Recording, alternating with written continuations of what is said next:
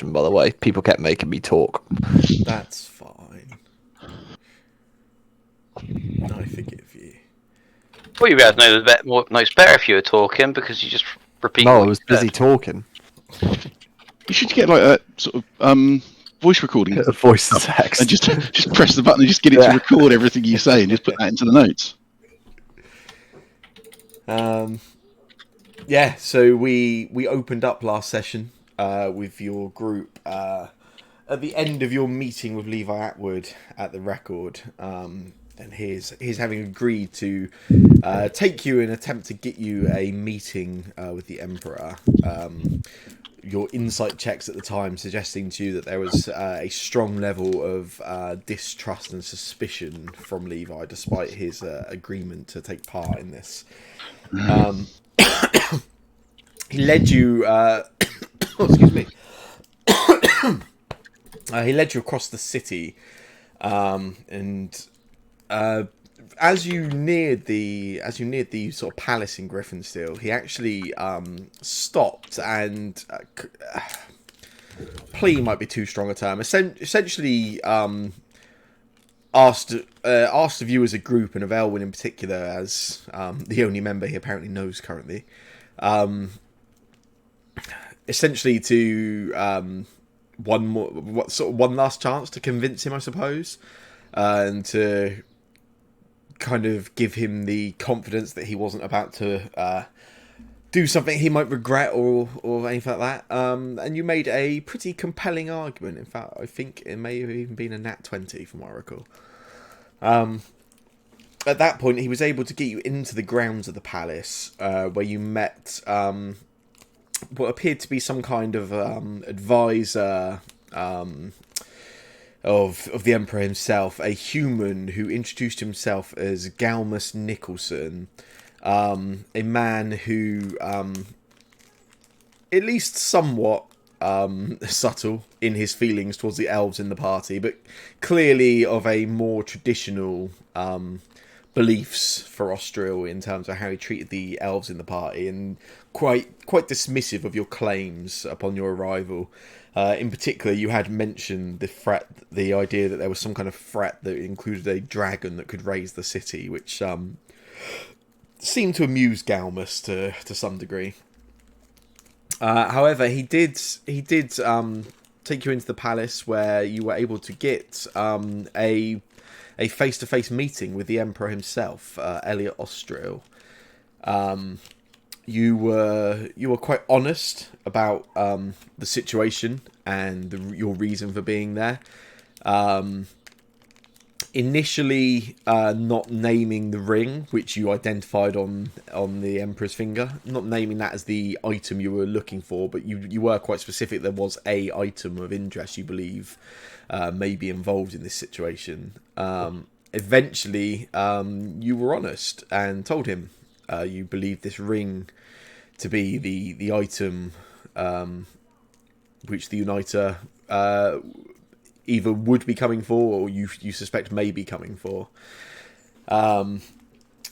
Galmus throughout this remained quite dismissive of your claims, but as the conversation went on, Galmus slowly kind of leaked and began admitting information that backed up some of your own claims, and also some information which kind of went against what the Emperor Elliot Austriel believed to be true about various things, which apparently had been hidden or withheld from him by his advisors.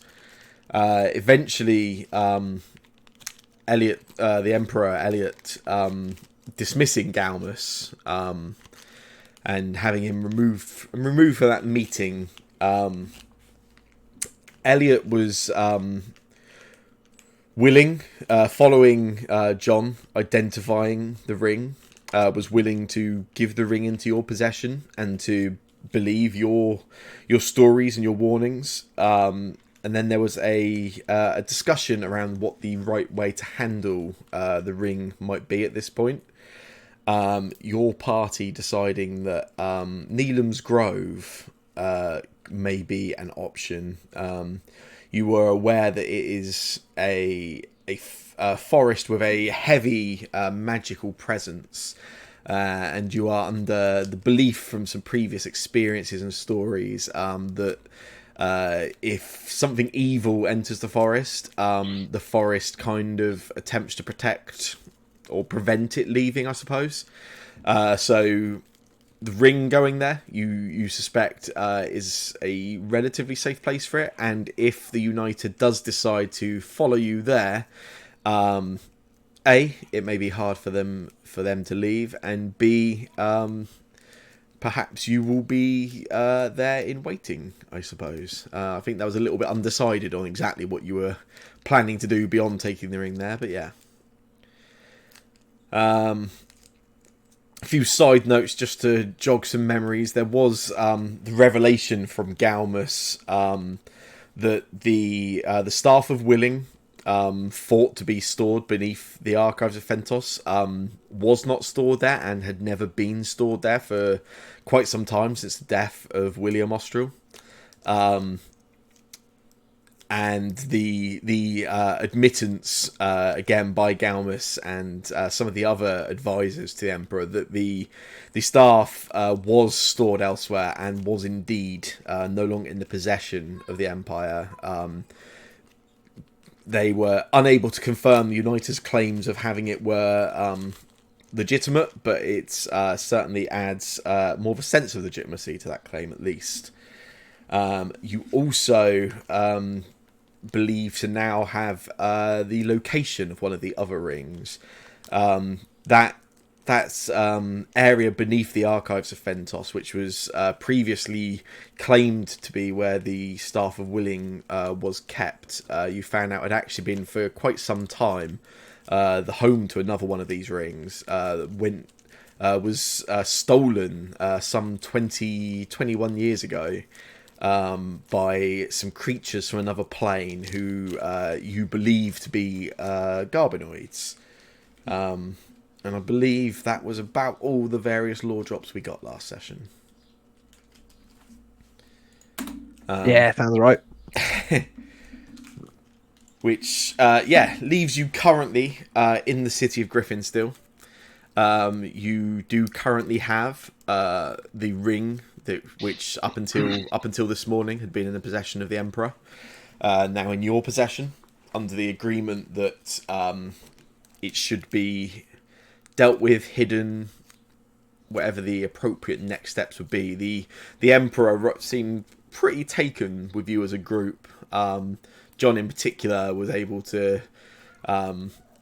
introduce some levity, I guess, to a rather heavy conversation.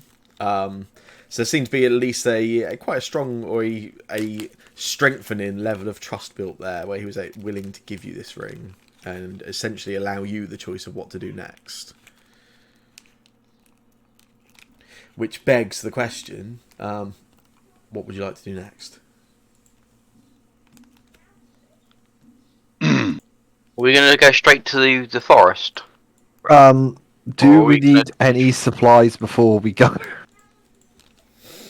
That could be an idea. Does anyone need, like, bullets or anything? Ooh, how are my arrows doing in that note? I don't think I've been anywhere to collect arrows soon, so my arrows could be low. Kind of what I was thinking. I think you're alright on arrows. Nick's is certainly right on bullets. Nick's ran out and learnt his lesson a while back, didn't he? Oh, cool. In that case, we're going to go on a train. Is the Emperor going to pay for it? Yeah, absolutely. The Empire is absolutely willing to pay for your travel, yeah. Yeah, boy. The usual 1 gold piece fee can certainly be waived. Can we get first class? I suspect that can be arranged, yeah. And like how, really cool people on beer or whatever. Hey, we can charge it to them, the overpriced beer on the train. Absolutely. That's how it works, right? Yeah. Cool. Are we still with the Emperor? Yeah, absolutely. If there's anything you guys need in particular. Could I make a request of the Emperor? I would like to make a request for one of my friends to be taken off a wanted list. Mr. Kargarbin's not allowed in the town anymore for an investigation. I would he's innocent of it, and I wish for him to not be put on a wanted list anymore and banned or whatever it is. Yeah, and the Emperor makes an inquiry with one of these advisors for who this Carl Garbin you mentioned is, and this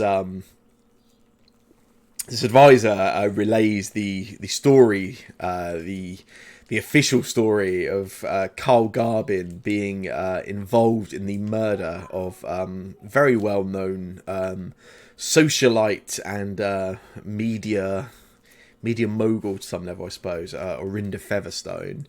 Carl Garbin, a former member of the City Watch, a in his time quite well respected member of the City Watch. His reputation somewhat tainted towards the latter part of his career.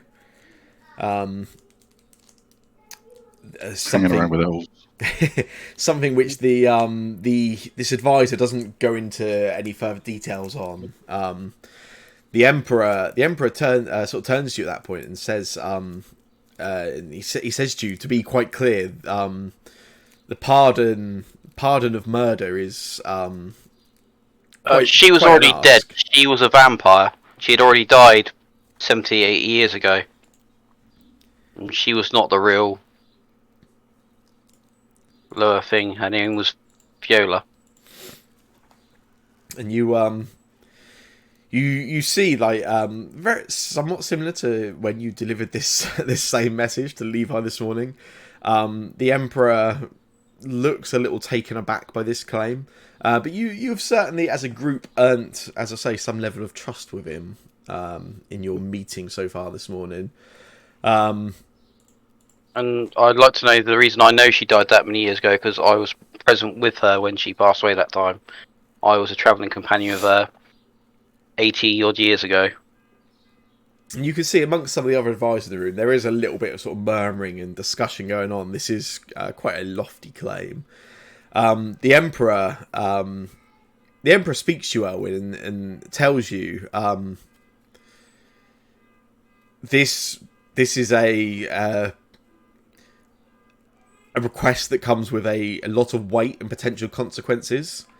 In this moment, with so little information and with this sprung on me, to make such a decision would be rash for any leader. I will consider it, and I will look into this, the murderer in the Featherstone, and your claims whilst you were away, and we could discuss this further upon your return to Griffinsteel. Yep. And as he sort of finishes, you see the advisor who he'd kind of asked for the sort of background information on this Carl Garbin fellow. He speaks up at this point, and he says, "My Emperor, just to be clear, pardon of murder was something your father and your grandfather never in their time was such a pardon granted. Murderers always got an equal judgment in Australia." Elliot, Not all murderers, says Aaron, looking out of a window.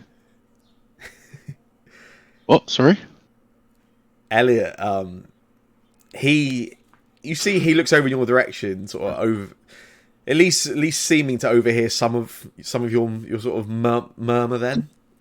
And then he turns back to that advisor and says, there have been a number of decisions made which may not have been in line with my father and my grandfather, but this is an age of strong decisions to be made for Griffinsteel and for the Empire.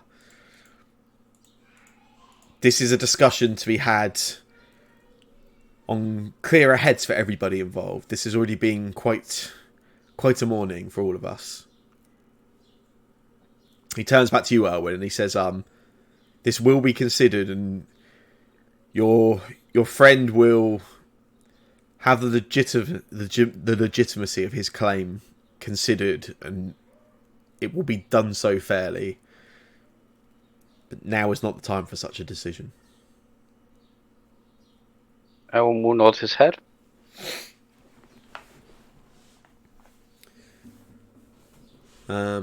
Is there anything anybody wants to do in town, in the city? Anything anybody wants to purchase, speak to, murder? I don't know. I'm thinking maybe it might be worth picking up some things. Like, has everyone got like health potions?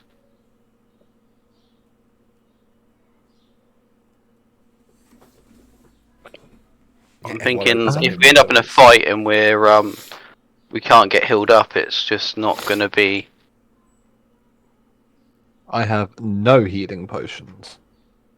It's like if. I have a couple, but I could do with some more. Yeah, I'm thinking that could be an idea because we've all gone down a few times with one person standing, and luckily me being a healer. If me and Minotaur goes down, we're a bit. I think, to be fair, we're actually quite luckily spread out in terms of healing, because you can heal, I can heal, and I believe John has a healing spell as well, if I'm remembering correctly. I thought Carl had got a random healing spell. No, I think John has Cure Wounds. Yeah. Oh, cool. Yeah. So we're actually not that bad. It's just we're doing all. Yeah, we've got a nice amount. Like, we have to get very unlucky with who gets dropped to have no healers left. But you're right, we should have some healing potions on us, especially when we go into them. So Sam, am I right in thinking, is it 50 gold for a bog standard healing potion? It is. Can I, to speed this up so you don't have to actually do shopping, can I have 2 of those, please? Yeah, of course you can. I have taken 100 gold off my character. 100 gold. And I now have very little money. Yeah, likewise. I'll have 2, please. Okie dokie. I've still got Hydra blood on me. Nice. It's a pain in the ass to get out. Hydra blood's a bonus action, so it's all good. That's 2 for Arthur. 2 for John.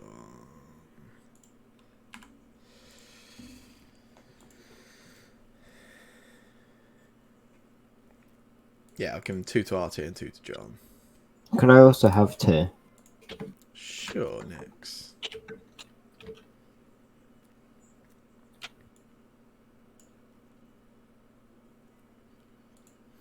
It will cost you 100 gold, Mr. Nix.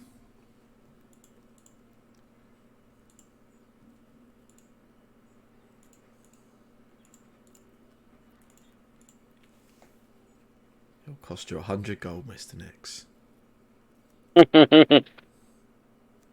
Thank you. I think he wanted to steal them. I'm watching him. You've got to watch. Oh, also, could I attune to the trident someone? Ooh, attune to the trident. Certainly. I think that. I'm sure you'll have an opportunity at some point. I mean, you guys have got a conveniently timed 8-hour train journey overnight. So the train doesn't leave till this evening? What time is it? Yes, Oh. the trains leave twice per day at 10 a.m. and 10 p.m. Oh yeah, so we got a few hours to. Yeah, so anything you want to do in town, you've got time for, absolutely. So what's the one thing that someone who's new in Griffinsteel should do if they've got like 4 hours? Is it I think we've still got a message, Carl, don't we? I feel like if we go to his favourite pub, mention inside his favourite pub, he'd be extremely happy to hear it. Or know that we're drinking his favourite drink. You actually used message this morning still. So you have not. It has not refreshed as yet. That would have just been really funny. You did use Ascending Stones this morning, yeah.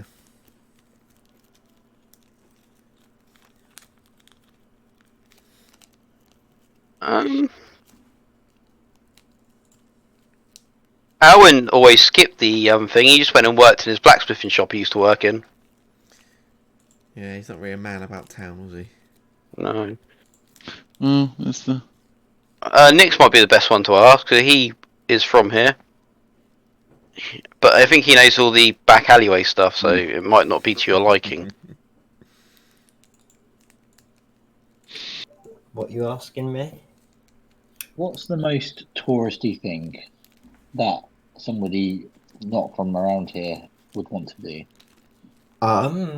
Well, that is, I do that. look at like the sea. I don't know.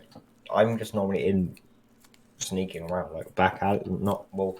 You could go and have a look at. I don't know. Some. What is there in Griffin's? There's the docks. There's the library. Yeah, you could go and see the cool library. That's Like what is that what would be famous if I was I would have heard of like the famous library of Griffinsteel. That Daredevil does have a nice library, but it brings back bad memories for Alwyn, so Yeah. he will. The archives are quite well known. They are one of, if not the biggest kind of single locations in terms of collected knowledge and works. Cool, I'll go there. That's cool. And yeah, Errand will go along as well. We don't really need to do it, but definitely looking at stuff. Anything in particular you folks are looking for in terms of They're going to let us into the magic knowledge, item. research? What was that? Sorry, Phil. Are they going to let us into the magic items bit? That could be a stretch. Is this are you just heading there, or are you sort of asking via the Emperor, etc.? I suppose. Oh no, we're just heading there. I wasn't because I don't. No, I mean, certainly from Aaron's point of view, it would just be go in, look around. Yeah. The archives are publicly open. There's around 20 levels below ground of publicly accessible storage, record keeping, etc. There is, as you enter, there is you do notice there's a guest book. Stood just over the guest book. There is looking from their clothing. There is a male who you assume to be the lead keeper, organizer of the archives currently. Gives you a polite nod as you enter. You can see, sort of gives you a polite nod and almost immediately does a slight, not massively overstated, but certainly takes a bit of a double take as they spot you, Errand. And then just kind of silently just gestures down towards this guest book on one of the desks. The archives themselves are relatively busy this time of day. You can see there's quite a few people sort of dotted around, sat at desks and tables with books which they have taken from various areas of the archives to do their own research or learning.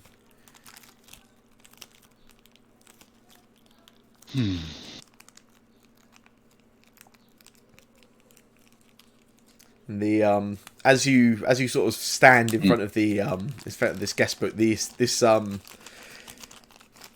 human staff member, look of it, he speaks up and says, "Welcome, you are first visitors to the archives." First time in Griffinsteel. I see that makes sense. What brings you to the archives? Is there a particular subject you wish to indulge yourself in?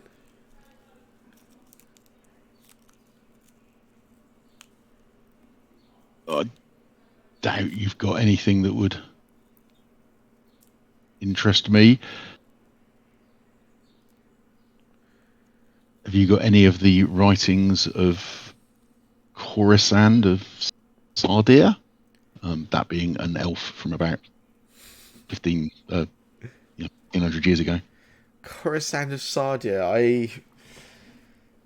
I cannot say that rings a bell. But this is we have quite an extensive collection of assorted works, but there is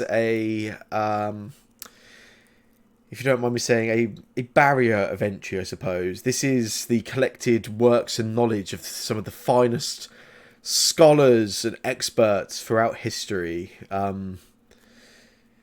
I cannot say your Skorand, was it? Maybe quite makes the cut. I could be wrong. There is an extensive collection. So where is the where are the elven scholars kept?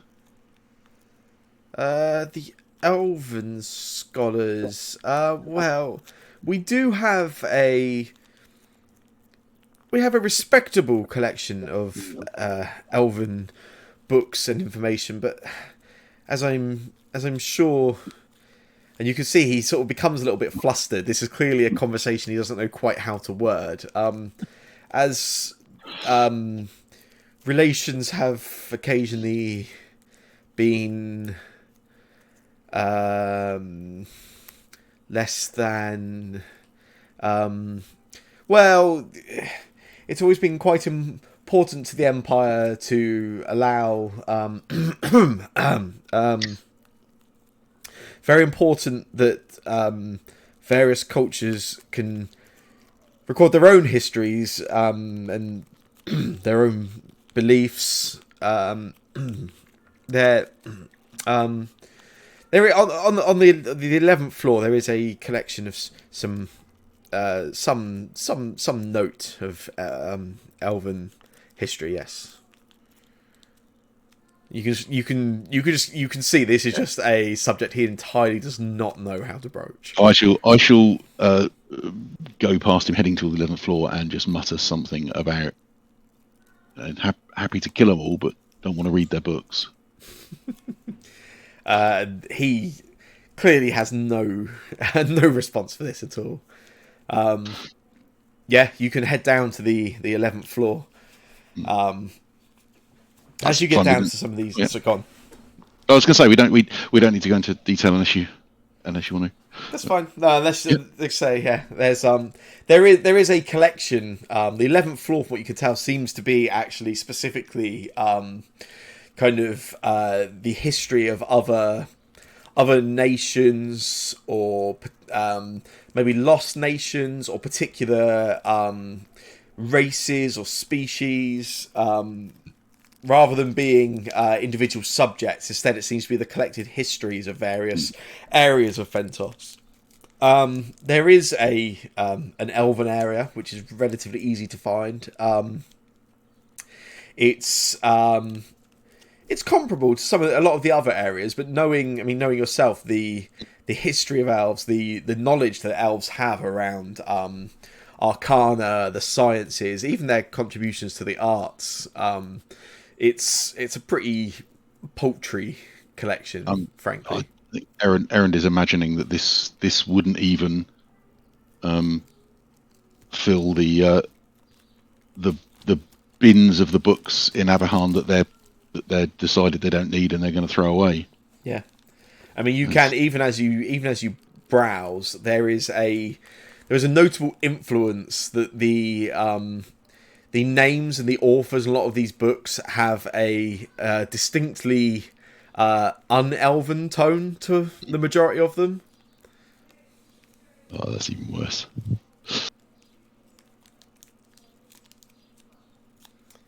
Aaron will just wander around sneering at them for a bit. Yeah, that's fine. Is there anything you want to look for in particular, John, whilst you were in the archives?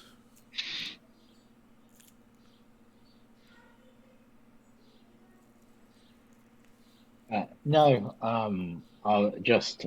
I mean, I guess I look for anything. No, not really. Just sort of do the touristy things.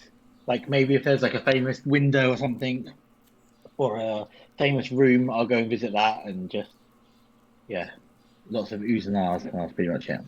Yeah, there is on the very first of the below ground floors of the archives is actually quite well known. It's a lot more ceremonial, or it's a lot more finely sort of architectured. As you get further down, the levels kind of become progressively more just walls lined of books. That first floor is kind of the it's the collected histories of the Free Nations and then of Austria itself, post the sort of the alliance and the Free Nations forming into the sort of one singular empire.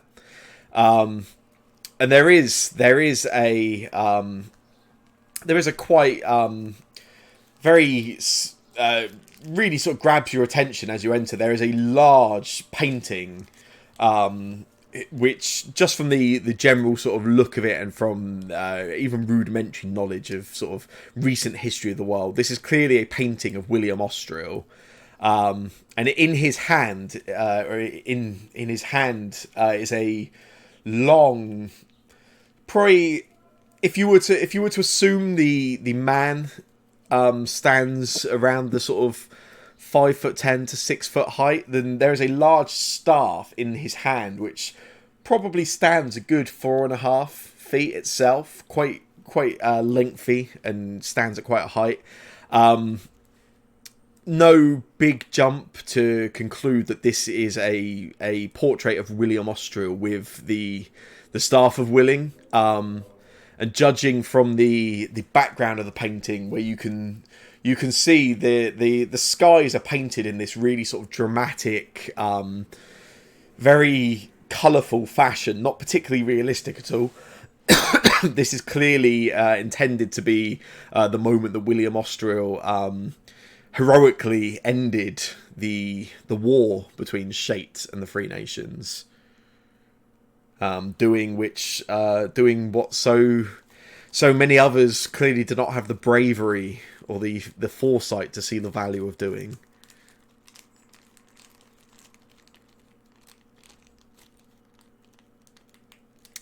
Yeah, it's a very large painting. It's an exquisite piece of art in terms of its the talent involved, if you are willing to look past the subject matter. But it's also it's almost a little overbearing. The painting it's almost slightly too large. It towers over anyone that sort of stands looking at it. It's almost intimidating, or as intimidating as a painting can be.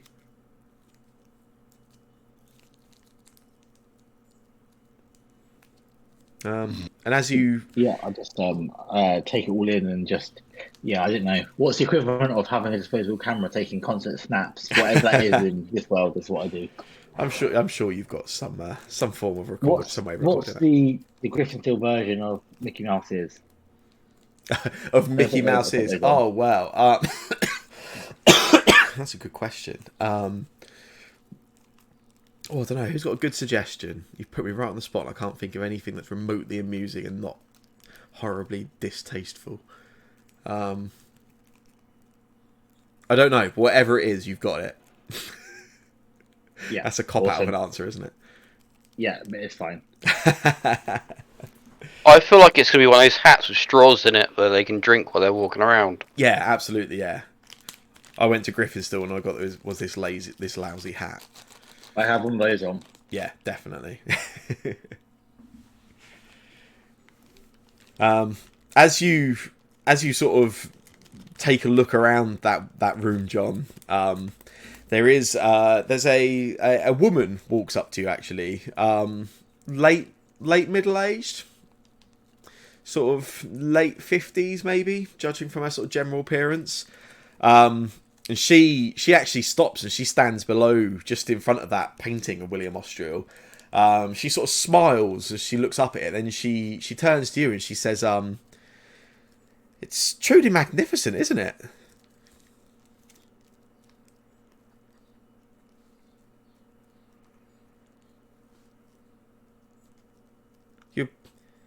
You're in awe of it, I assume. Wow, it's Gert, isn't it? Never seen them one this big. It's sorry, Gert. I've that's not a term I've heard. It's Gert indeed. Yes. I assume, and you can almost see she almost takes a maybe not purposely patronising tone, but she clearly immediately takes on the view that you are a bumpkin of some type, I suppose. And she looks at you. And you can see she says, you know who that is, I hope.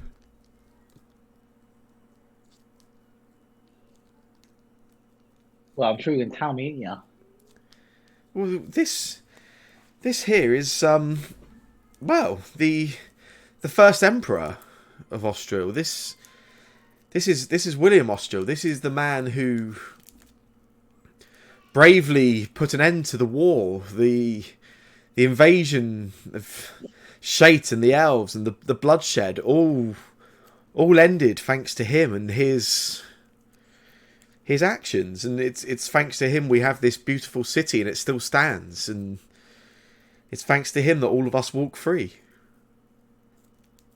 It's quite a remarkable man. Well, you say all of us, but what about all the elves that died? They didn't walk free, did they? They died. Well, they did, but this is my husband always says that in war the bloodshed is a necessity. It's not something that can be avoided. And when a people seek to wipe your own people out, then sometimes I suppose radical actions are needed. But well, I don't know about that because I don't know quite what they were seeking to do. I can't speak for them because, well, they're all dead for a start. But I would say that whilst bloodshed is arguably unavoidable in war, does agree with your husband there. Genocide isn't, is it? But anyway, don't want to talk on such miserable matters. My name is John, and I'm coming from up in Marshall folk. What's your name then? Clarice, you're I assume out that way in the villages it's a different style of life, I suppose. Well, I don't know what it's like in here, to be honest, but I assume so.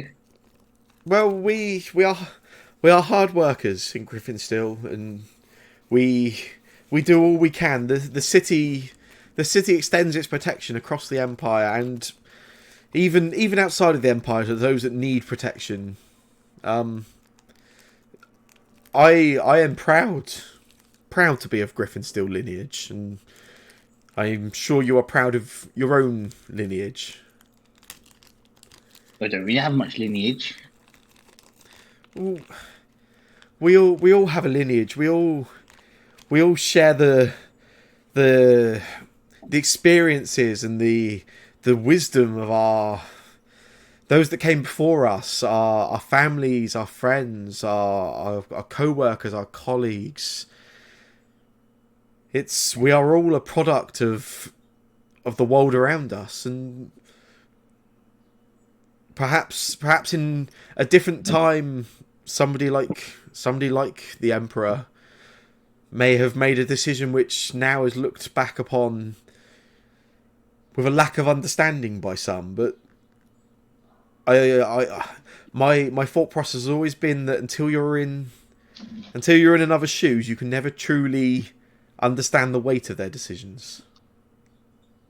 Mm-hmm. Tell me, what brings you to Griffinstill, anyway? Oh, you know this and that. This, yeah. You can see she sort of nods a little bit, kind of taking you in still. You get the impression again. She clearly thinks you are not the smartest person she's conversed with today. She just sort of nods and she says, well met and welcome to Griffinstill. We are good people and all are welcome here. Well, yeah. Nice to meet you too as well, Clarice. Was Yes. it? What is it that you do? Sorry, Clarice. Just in case I want to look you up later on. Me? What do I do? Well, I cook and I go to the market and I enjoy my life, I suppose. Oh, I see. You're one of them highfalutin people who doesn't have to work. What about your husband? Does your husband work, or is he also quite so highfalutin? My husband is a member of the City Guard and has been for many years, since he was a young man. And very proud of him, I am.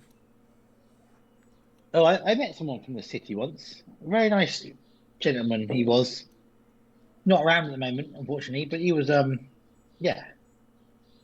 So I'm sure your husband's just as nice. So good luck to you and him. And if I see you about, anyway, if I see any crimes going on or what have you, I'll know who to call. And she just sort of, there's a slightly mocking tone as she just sort of laughs and she says, welcome to the city. And she just sort of nods at you and then carries on, walks past. Is there anything else anybody wants to do in particular?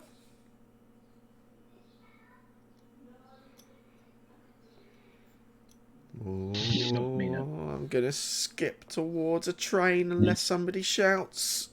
Let's do it. Let's do it. I like trains. Boom.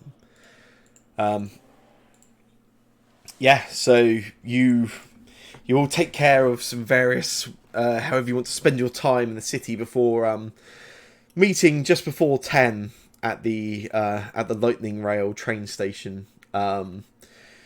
There is that same guard who was with you in the palace this morning, who escorted Galmus out at the Emperor's request, is there and meets you.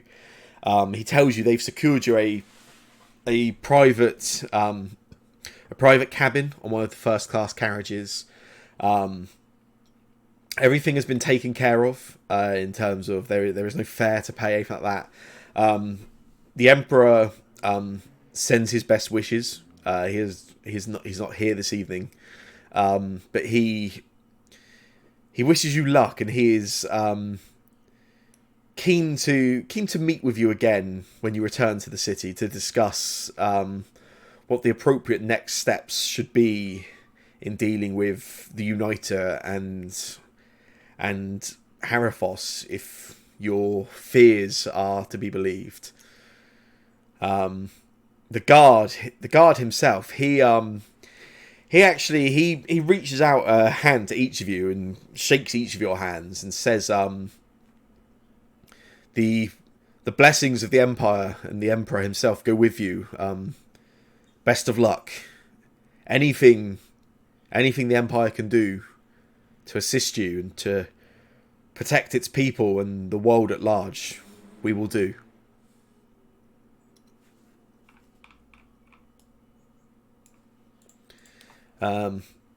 You all board the train and enjoy the 8-hour trip to Pear Trees. Yay. Anybody that would like a long rest, or anyone that doesn't like one, can all have one.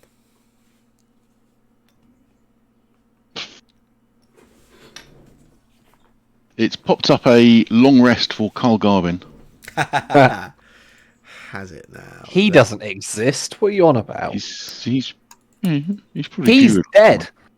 Am I able to No. attune to the try? Okay. That's fine. Well, Jake's spoken, so. Oh, there's a long rest. Yes, you may, Nix. All it takes is one word, and I've taken over your game.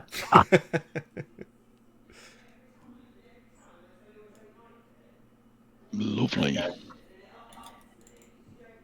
Don't forget to switch up your spells, Mrs. Wizard. Oh yeah. Whilst you go through spells, I'm going to very quickly grab a drink. I'll be one moment. Yeah.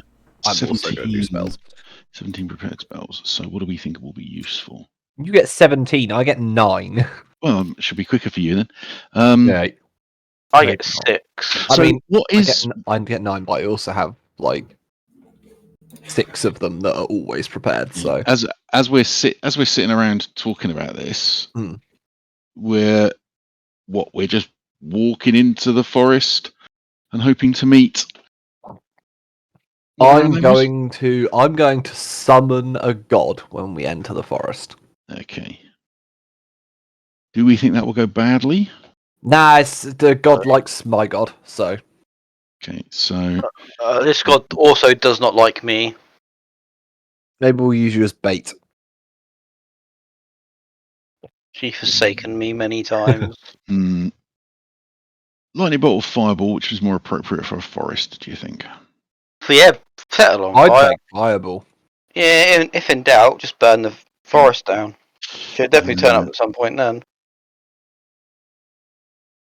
Well, now that one is tempting. Before I change what spells I've got, is anyone under the impression that they are currently under any kind of curse? Speak now, or forever hold your peace. I feel like I might be under a curse. For 24 hours. I might be under a curse because I'll be stuck with stupid people. Oh, let's remove the remove curse spell. We don't need that. What should we take instead? Dispel magic? Everyone's got detect magic, right? I have it. I don't have it prepared though. I have it prepared, but you can ritually cast it. Don't forget. That's also true. Yeah, so you don't actually need to prepare it. I don't need it. Is there something that would be good for me to have? Should have faith's good. Don't know if I really need aid. Fog cloud or Grease. grease.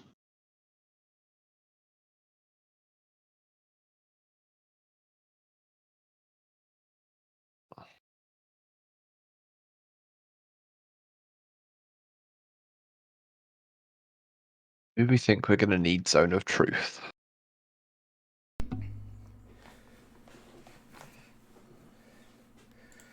I don't truly know. Well, I'll cast a spell on you, then you can tell me.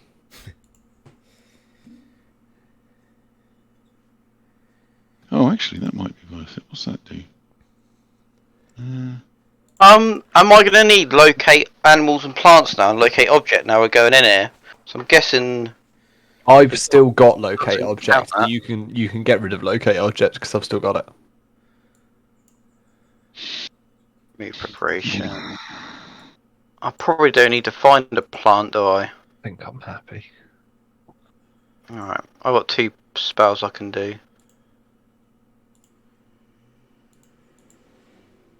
It's only an hour.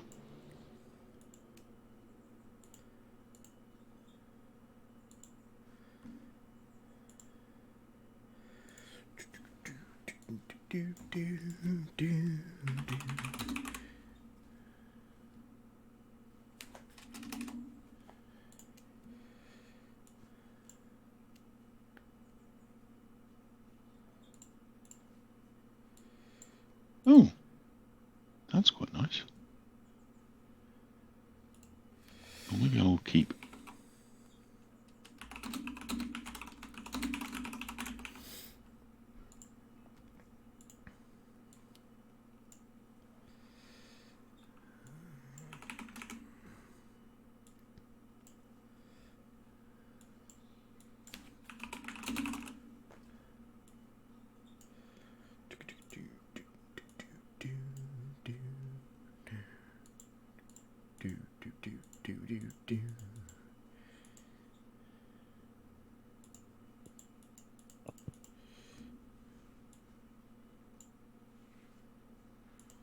Okay, I'll swap them around slightly.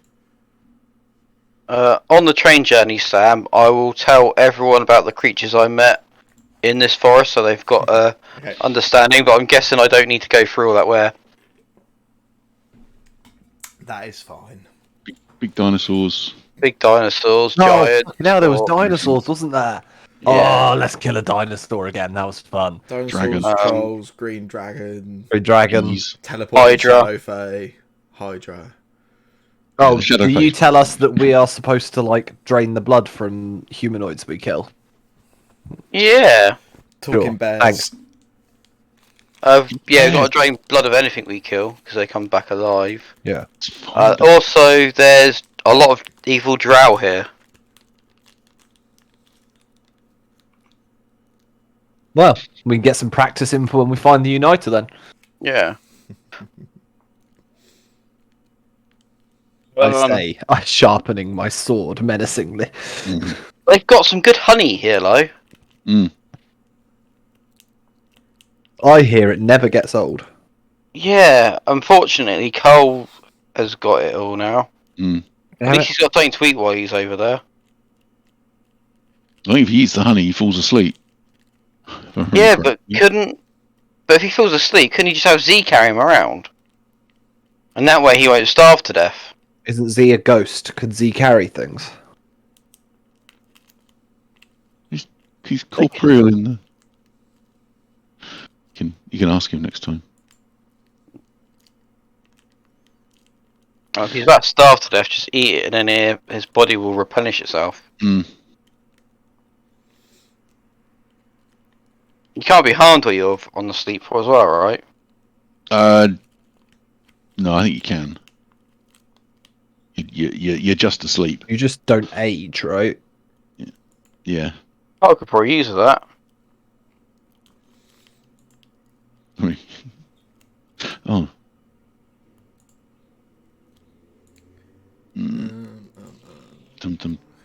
So. Interesting. Interesting. Only that my armor class has not dropped again. Because obviously my mage knight. Oh, there you go. My mage. I don't know what you mean. Yeah. Well, now I'm thinking I shall now cast mage knight and see if it goes back up. Mage knight, mage armor, because that's pretty much the first. That's 8 hours, I think, isn't it? Yeah, you cast that second you step off. Second you go to step out the carriage. Yeah, that's what I was thinking. So I'll wait until the clock's been advanced to whatever time it's going to be. That's cool. Oh yeah, I have to do a second rest. It's like advanced time a lot, hasn't it? Yeah, cool. Okay. The train arrives in the town of Pear Trees shortly after 6 a.m. Pear Trees is a small town, a small, mostly farming town. It is very early in the morning currently. Is there anything you guys want to do in town, or you just want to beeline for the forest? I think it's a beeline. I think so. We've already geared up. Right. If so I do suggest, if we want to catch some dinosaurs, one of the halflings taught me a technique of how to capture a dinosaur. Maybe should we deal with the thing first? So I'm not sure if we stepped off the train. If we have, I don't say it by name. And then we might fight some dinosaurs. Yeah. I was thinking if we can get some different food while we're there. We'll see. Let's get this done first, shall we? Do you want to head for the forest, Joe? Yeah. Yeah. You still can't cast spells, so.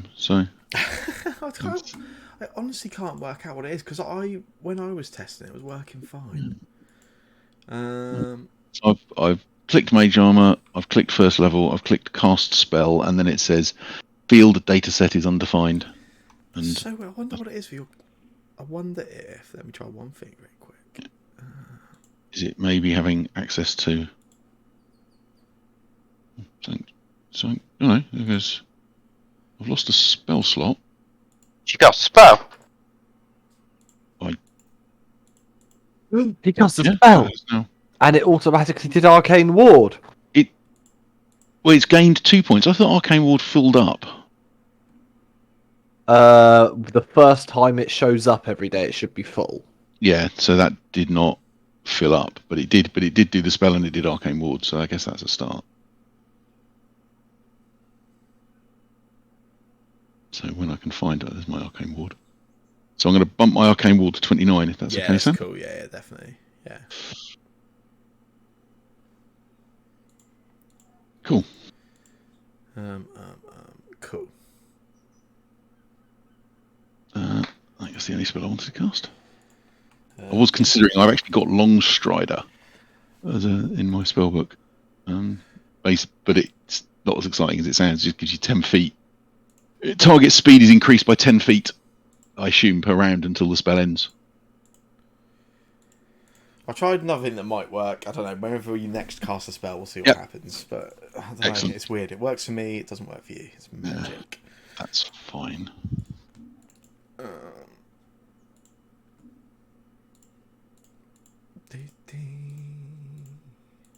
Yeah, so you just wanted to head straight over, you said, yeah. Yeah, so you can make your way through the sort of village of pear trees, the town. It's although it's early morning, the arrival of the lightning rail is always a relatively busy time. There's a lot of business already with people sort of unloading deliveries from Griffinstill. You sort of Elwyn is able to sort of lead you through the town and through the outskirts towards the forest, which you can see looming in the distance. As you begin nearing the forest, you actually can now see how thick this is. As you start to get within like a decent range of eyesight, you can see the trees are actually really, really thick. Almost looks like a wall in places. Kind of looks impenetrable even. You sort of continue walking towards it. Elwyn, this is not how the forest and the sort of the tree line around the outskirts of the town looked upon your first visit, but does kind of track with your last visit. And you sort of continue walking over. As you sort of get a little closer to the tree line, the edge of the forest itself, you can all spot there's a figure sat on what looks to be a fallen tree, like a there's sort of just a tree, like a long tree stump sat there. And there's a figure just sat on the top of it. Looks like an elderly female figure. Has her back to you, and you can see she's sat on this tree stump, looking over just towards the forest. There is some motion in her hands. Looks like she's doing something. I will go and sit down. I'm guessing, is it similar to what the female god wore when I last saw her? Yeah, absolutely. You would recognise this. This certainly from where you are, certainly looks like Shanti. I will go and sit down with her back facing me, so she has to turn around. You're sitting back to back with her? No, I'm going to sit like facing her, but her back, so she has to turn around. You all sort of approach. Elwyn takes a few steps forward ahead of the rest of the group, and takes a seat on this sort of tree stump. Looks like a very large tree was felled at some point, and you can see her hands were moving, doing something. This female, and they stop. Without turning, she says, "You've come back, Elwyn." Yeah, mistakes were made. You were warned. All of you were warned, and yet only me of us lot. You were all warned, and only one of you returns. That should speak volumes about the severity of the warning you were given. There's a warning, and there's giving information with the warning. I feel like your information you gave us wasn't very great. And you lost a load of trust over the years. She stops at this point, and you see her hands sort of go down, and she puts down. Looks like she's It's like she's kind of like knitting or crocheting something. And she just places it down onto the tree stump. She stands at this point, and she turns around. And she looks across at the rest of the group, sort of stood there, and she looks over each of you. To the rest of you, this looks like any human, elderly human female. Artir, you recognise immediately this is the avatar. This is the walking presence of Shanti, the goddess. I drop to a knee and bow my head the second I recognise it. Straight away. She looks around and she sort of looks across the group, and then she turns her head to you, Elwyn, and she says, so you've brought it with you then? I am not told in it, but yes, we have. You come here intending to bring it into the forest? You came intending to give it to you. You come here because you're scared. You come here because you believe yourselves, or at least that ring, to be hunted.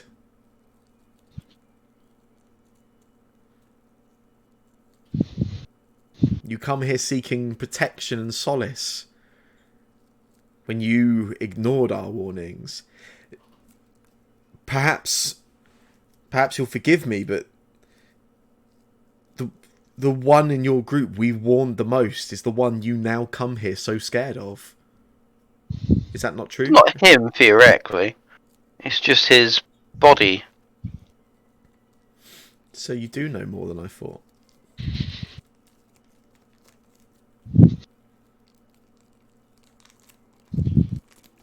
I thought he had better control than you would have. At the time, I was incorrect. At least I can admit when I'm wrong, unlike others. Shanti turns to you, Artir. And she smiles in your direction. She says, to your feet, follower of the light. I stand. You delivered one of these rings to the Citadel, did you not? We did. And your intentions at that point were to gift the rings to your god? Hide the rings. And yet now you bring it here. Tell me, why is this ring not delivered to your god? We're under the idea that putting them all in one place may be foolish.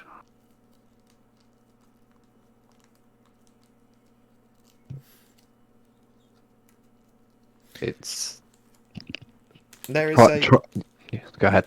There's a slight curve to her lips as you say that, almost a sort of smile of acknowledgement of that idea. And she she nods and she says to you, we had much the same thoughts. My husband, your god, he was there, as was I. I assume I'm within 60 feet. You are within 60 feet, yes. You get no reading for the Hallow spell. You get no reading for Fiend or Undead, but there is a... yes, you get a reading for Celestial. This makes me happy. Yeah. She tells you, we had much the same thoughts. The rings are acutely tied to... And she goes silent for a moment, and they are tied to Harathos.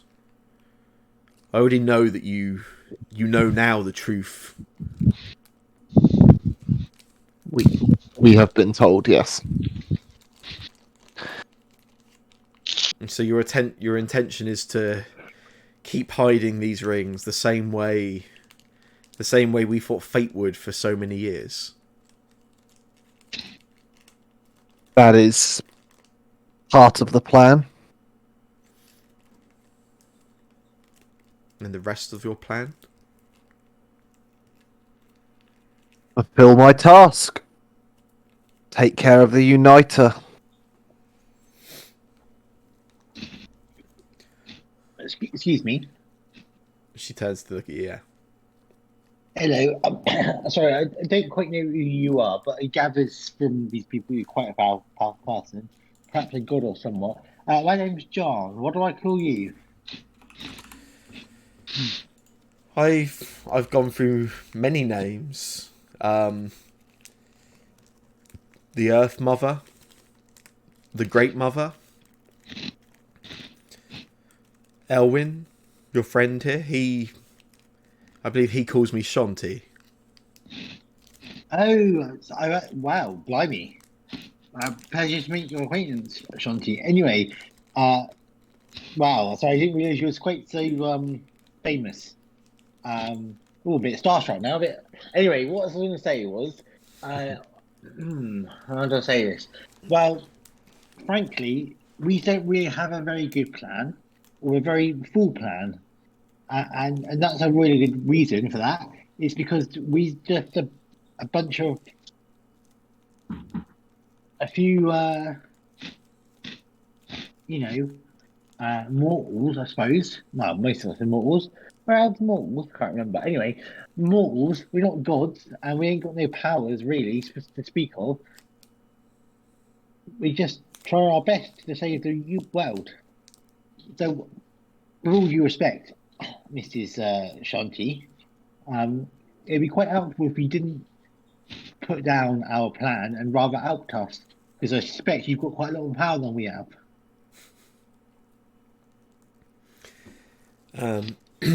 She smiles.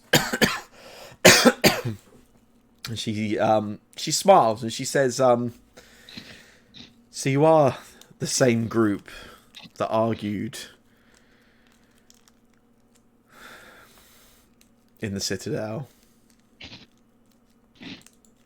Who? Your group. You were granted an audience with the Dawn Master, I believe. That is correct, yes. And the strength of your convictions had quite an effect on him, I understand. You were, to varying degrees amongst your number, rather forthright with your opinions.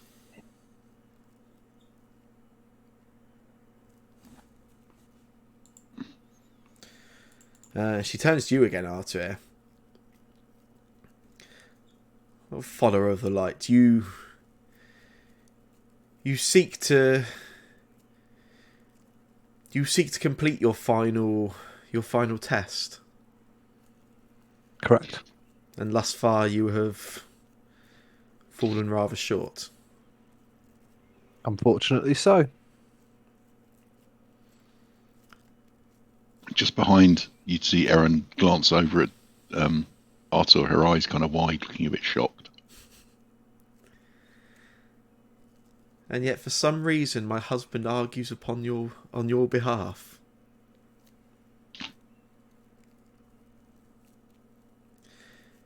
A consensus has never truly been reached amongst the gods on the correct path to proceed. Our intention upon arrival on Thentos was always to grant freedom and choice to the people of Thentos. The kind of freedoms and choices the previous gods of this world never never allowed its people. And yet, we failed on that.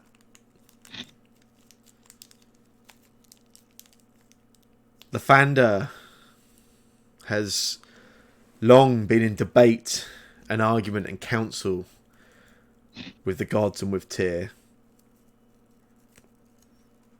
And Lathander argues strongly for your case,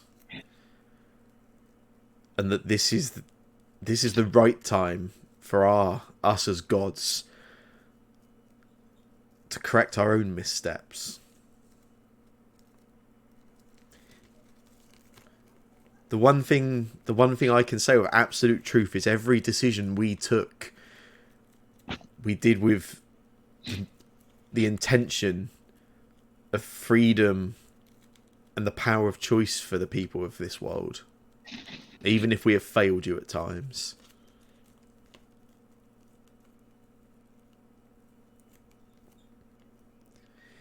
It was not easy for any of us, especially for Tyr. He was our leader on all the other planes where we have stepped foot, on all the other planes we are worshipped. He's always been a noble leader, but when he was unable to truly kill the one you call Haraphos, that was hard for him to accept. We succumbed to arguments and infighting amongst ourselves, and as we did so, that creature just watched on silently.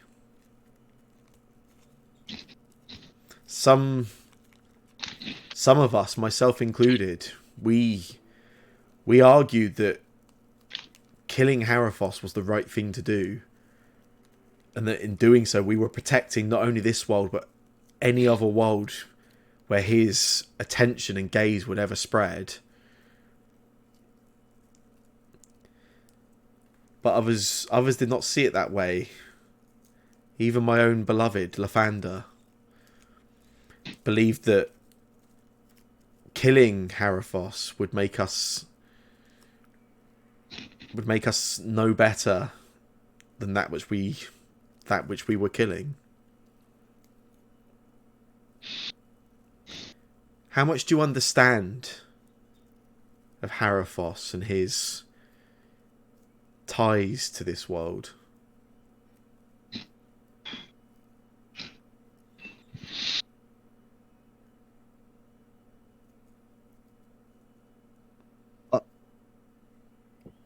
I assume far less than is the full story. You know he lives? Yes? We do. We know he lives, we know he is sealed, and we know he's sealed by 5 chains that seal him. And each is linked to a ring.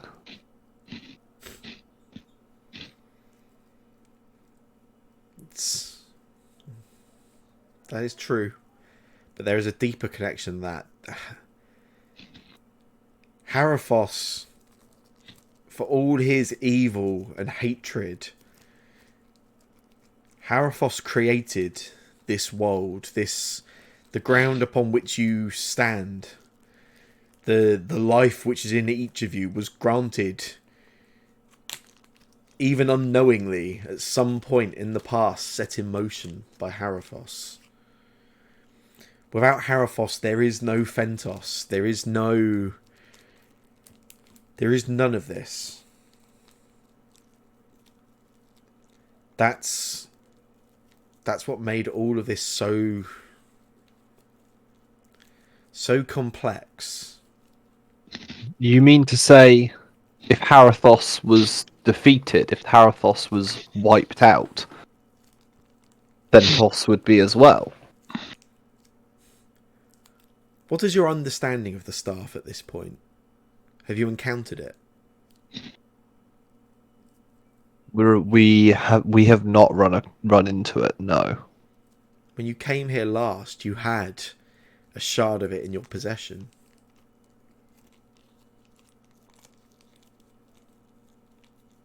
Was it with the Uniter, or the body, which is now the Uniter? I suppose.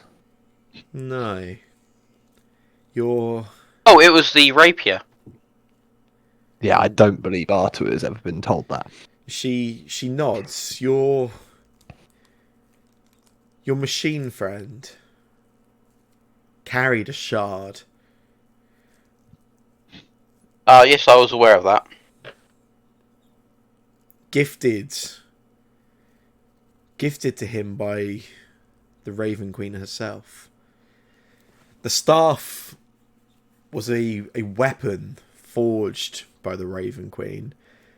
When we as a group decided to come to this plane to defeat the gods that ruled here and to grant freedom, she forged a weapon which our leader Tyr could wield to defeat them, but knowingly or unknowingly, she did not create a weapon of destruction, or even a weapon. It's not like that. It's a tool. As your people have taken to calling it, the Staff of Willing, it's accurate. It can do whatever one that wields it wishes to be done, but it's not that simple. It draws upon a kind of power which it predates even Haraphos. It predates this plane and perhaps any other plane which any of us can truly understand. It's a tool of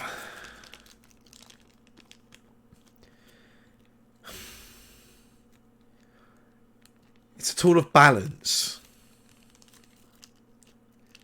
Tyr used it to strike down two of the three gods which ruled this world, but for each one of them he killed, it meant creating so many other dark and evil life forms.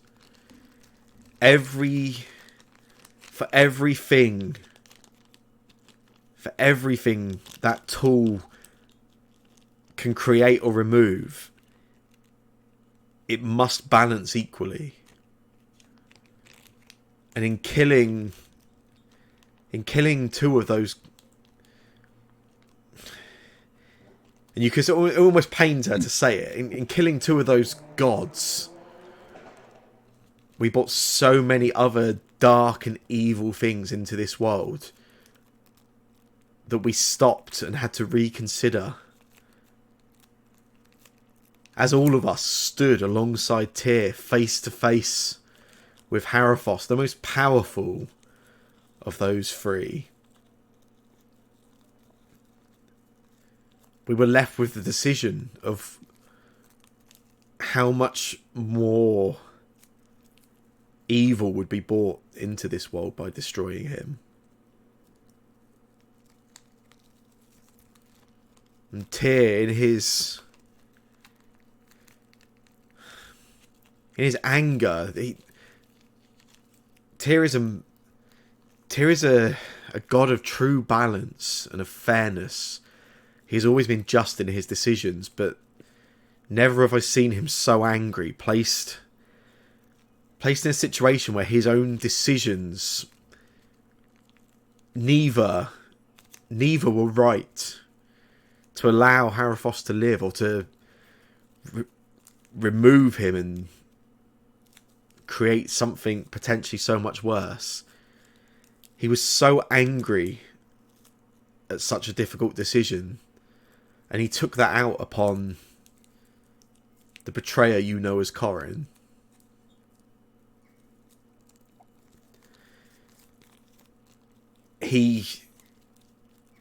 Tyr used the staff to kill Corin and to punish him for betraying us, and for choosing Haraphos over us, for choosing Haraphos over you. And in doing so, that was the worst decision Tyr has ever made.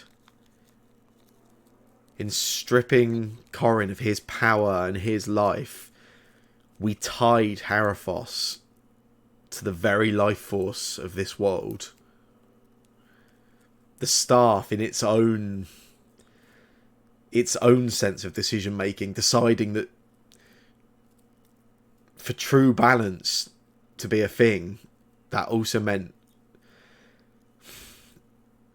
a choice, I guess, for the people of this world and which gods they would choose to follow and to worship and to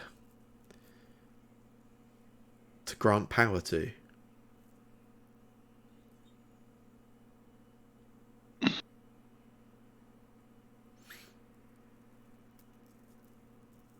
Killing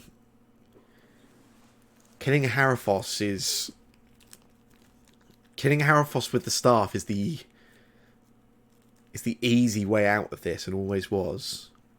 And for all his mistakes in this, creating this situation, Tyr at least recognised that was an easy decision, and that easy decisions are rarely the right decisions. And so we chained him. We left him imprisoned below a mountain where none would ever be likely to find him. But there had to be an element of choice in that. There had to be the opportunity for the people of this world to decide what gods they wanted. And that's why the rings exist. Each of those rings appeals to a certain type of person. They call out to people that seek power, to people that want to stand above others and to command them. And whether they do it through greed or through good intentions, that desire for power has always led them to where Haraphos is imprisoned, and led them to a decision to accept Haraphos and the power he can offer them, or to deny that.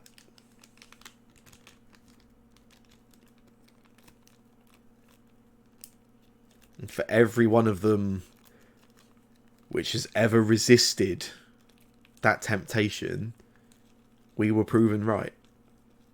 As much as our decisions may be easily judged by you, every time one of those rings travelled to Haraphos and somebody stood in front of a god, a being that created the very soil on which you stood before him, every time they denied the power he offered them,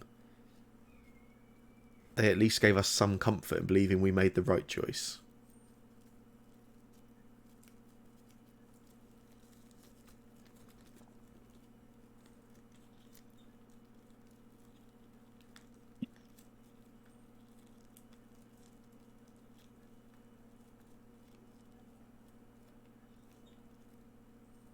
She sort of stands silent. There's almost a sense of humility. And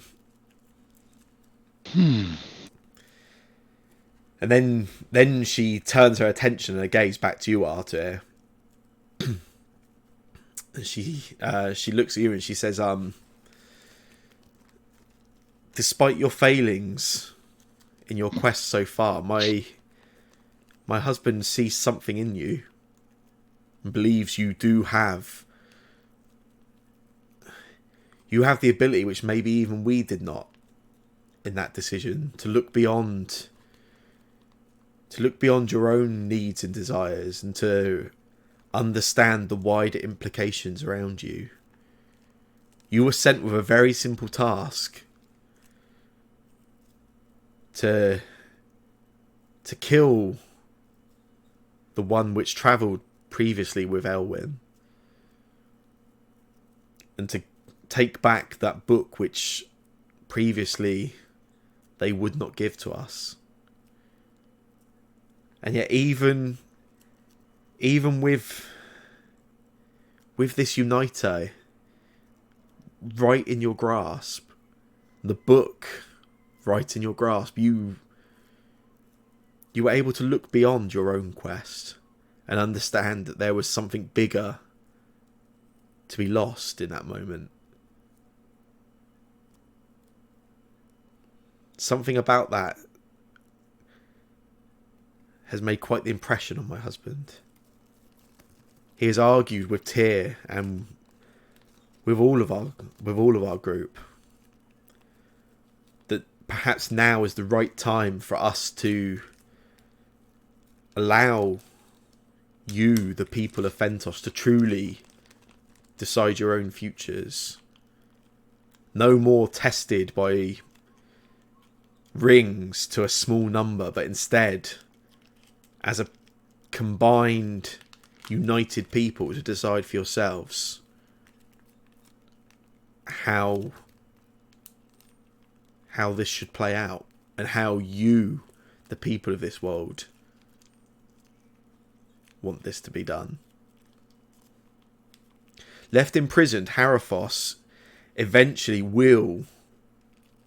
all of those rings will continue to return to him time after time. And despite the most noble of souls and spirits, eventually all 5 of those rings will return to him. That could take even the lifetime of a god to happen, but eventually it will happen. There is an inevitability. There is enough greed in the soul of any creature that eventually the right candidates will be found. So we could continue as we are and allow that to be the problem of your descendants or their descendants. Or, as Lathander has proposed to the gods, perhaps a group representing the people of Thentos should be allowed to decide whether this world truly belongs to Haraphos, or whether this world truly belongs to you, the people.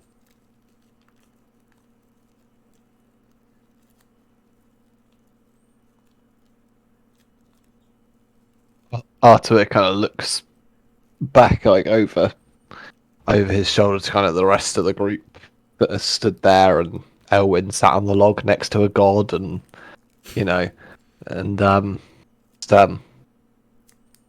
I'm not mightily fond of the idea of making some kind of decision for the rest of the world, especially for a world that's not my home. But I'm also not mightily fond of the idea of leaving it to be someone else's problem that didn't wish for it and doesn't deserve it. I think the people around me, my friends here, are a fantastic example of some of the people of this world. I would suggest they're the ones to speak to for the time being. Shanti nods and acknowledges your statement, and she looks around at the other 4 members of this group,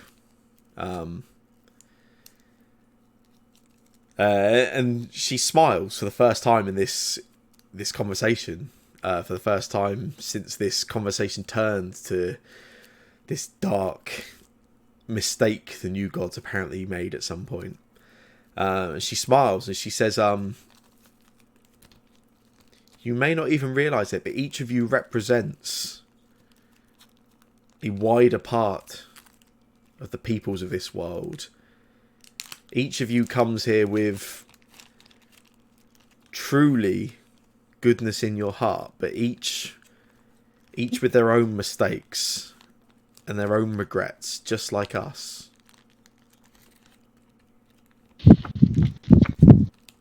It is most clear at this point, if we as gods are to accept that this is your world and your decision to make, it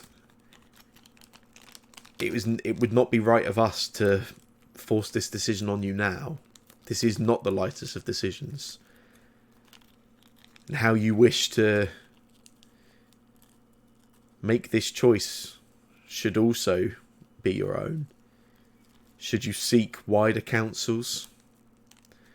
Or should you decide you just need time as a small group with a truer understanding than many others in the world? It's not my place to tell you which of those decisions is wrong or right. But I do believe, as we have all decided, as a group, a council of gods, this should be your decision, a decision we will respect.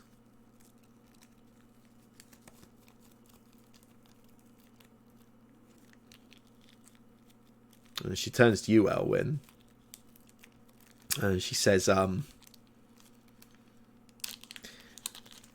there is so much loss in your past, in your history. Even the first time we met, I could see how much of your anger and hatred was fueled by your own loss. And even since then, you've lost so much more. You are aware that not all of your party has been truly lost. 2 of them still walk the ethereal plane. Their souls have not truly passed. You know of this. Yeah. Then perhaps it would be sensible that having both of them played their own parts in this playing out the way it has so far, that you should find a way for them to return and be involved in this decision.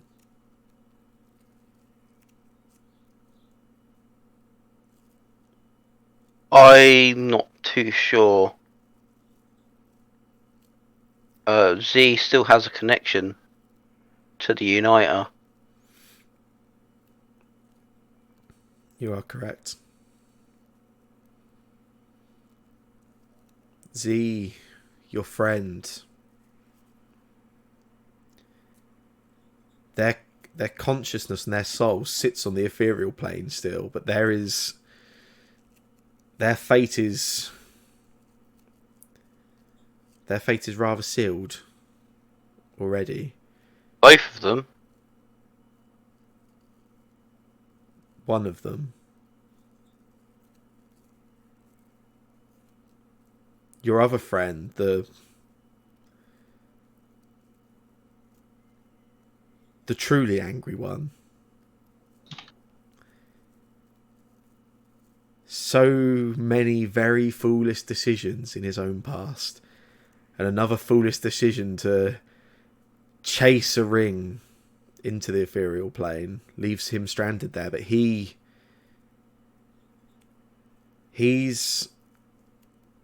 the Raven Queen has no claim on his soul. He's not dead.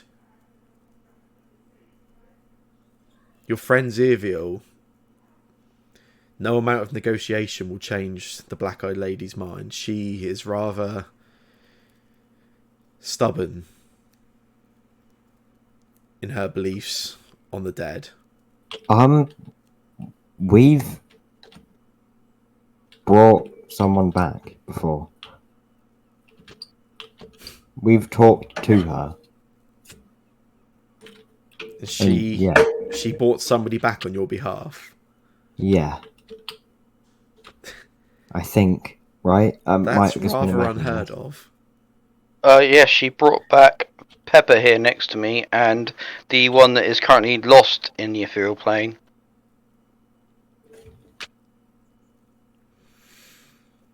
You see, Shanti almost looks a little bit confused as you say that. That's... We did a deal. She makes deals with nobody. What were the terms of this deal? She wanted us to kill someone that she brought back alive.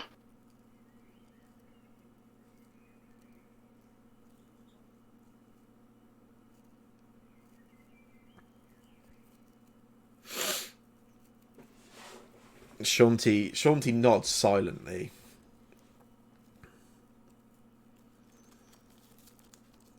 If she was to break her own rules like that,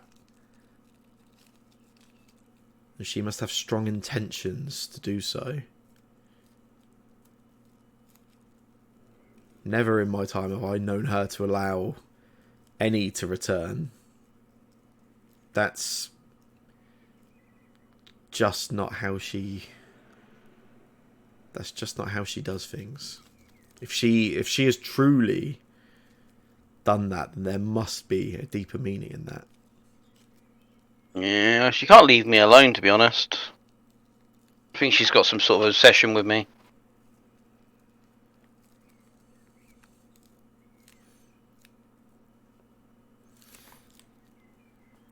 Shanti turns to you and looks across the group again at this point and says,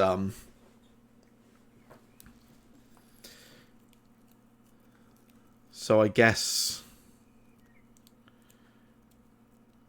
you need some time to consider.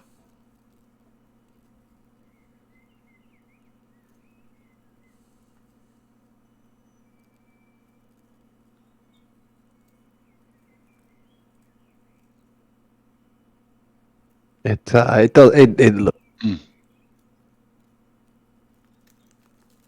Sorry, what was that? I said it looks that way.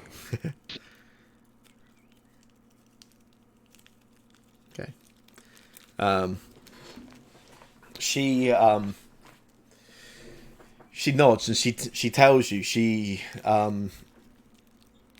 looks at you, Arthur, and she says, when your group or your people or your world has decided how they wish to proceed, Lathander will answer you when you call upon him to make your decision. Just let it be known, this must be a decision for the people of this world and not for us. And if there are only two ways this decision can end, if you decide that the decision we made was right, then Haraphos can remain imprisoned, and your quest to hide the rings, you can go about it. We will aid you if we can, but it is just a continuation. Alternatively, if you decide that as a people you wish to finally confront your own creator, your own God, then you can do so, but to defeat him, he will first have to be released. All his binds, as long as they remain, his very life is tied to the life of this world. If the right path forward is to defeat him, then it does first mean releasing him. And if that's the decision you make, we will allow that and we will back it. And then we will no longer intervene directly. We will allow the people of this world to define their own paths. And for those that wish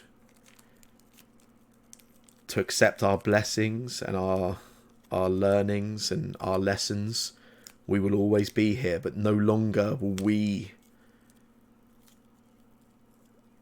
attempt to decide what is the right decisions for you, the people of the world. With that, she puts her hand down. She picks up that whatever it was she was sort of knitting or crocheting as you sort of approached, and she picks it up and she looks at it, and she smiles. She goes, and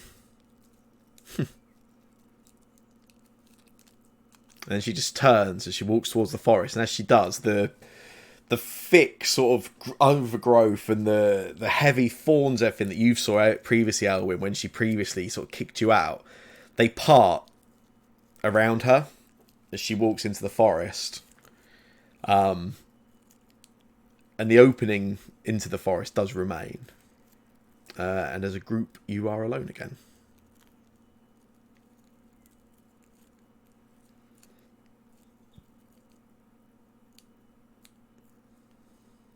Wow.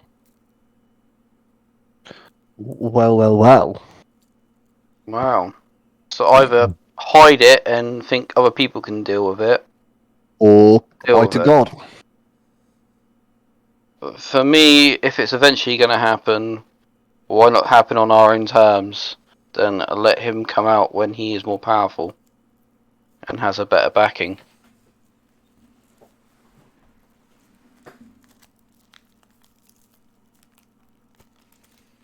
It wasn't made clear, I suppose, but if we're to fight Harathos and go that route, obviously he would need to be released. Are we under the impression that would mean collecting the rings and using them? Or is that something that the gods, do we think, could just do? Yeah, I don't know. Like, they created the binds, right? I'm guessing they know how to unseal it. Yeah. Just if they don't, we've got to probably get a ring from the Uniter. Which is fine, I don't mind doing that. I'm happy to go kill the Uniter. Sarathos released. Yeah. We'd need to get a ring from the Garbanoids, definitely. Yeah. And then there's still one more floating around somewhere we don't know about, right? Yeah. Potentially. What is it? Kulga, Citadel. We didn't give Shanti the rings. We still have it, so we fucked up there. I don't know. Garbanoids. Oh, and Z, if Z has one. So that would be 5. Yeah. For me, it seems like quite an easy choice of what I would pick. I know my choice. What about you, Nix? It's not just my decision, so. I haven't heard Nick speak for a while, or Jean. I honestly don't know. I'll just, do whatever would be best, I guess. If we had to collect the rings to do it, then I would be fine with doing it. I'm not sure I understand the two options.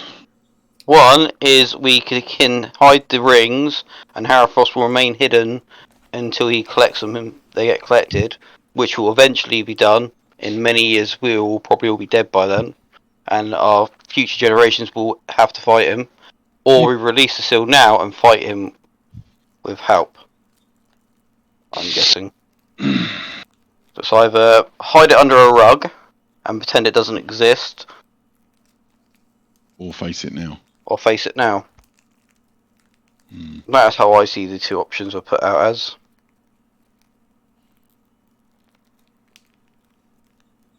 And Lathander, well, but and there's a bit I was a bit confused about.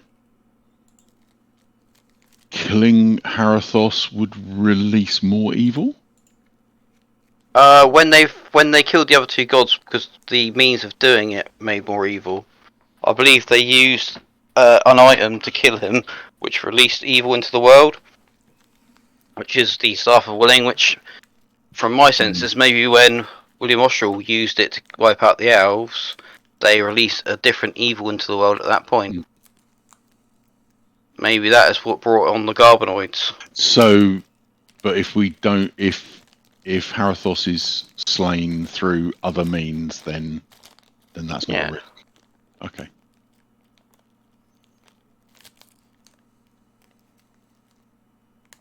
Well, seems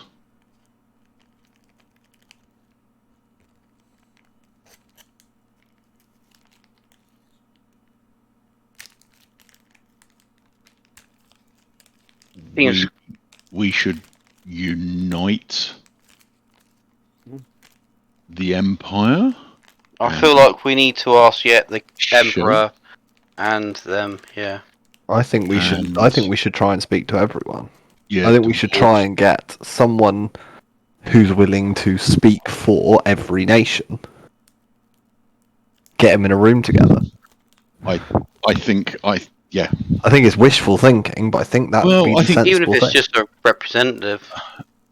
The Emperor would. The Emperor has already said he would sit down and talk to Abahan if he needed to. Like, I think Abahan will, and I think Abahan could probably speak for the other cities of Shade. Yeah. And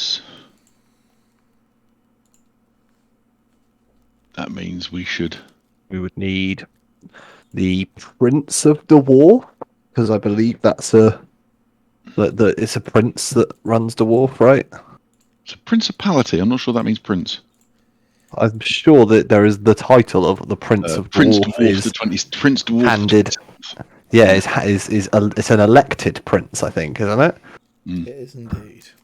See, I read law. We'd need the leader of the Chalkian Empire, whoever that is.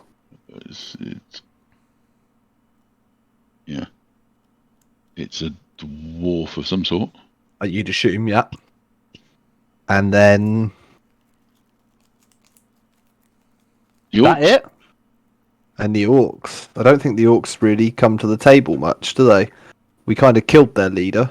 Well, they haven't got a leader, so maybe I don't know. Maybe we killed their leader. I think you'll find that makes us their leader. That makes me, because I killed the orc leader. Exactly. So Elwyn is the leader of the orcs. So Elwyn has to sit at the table.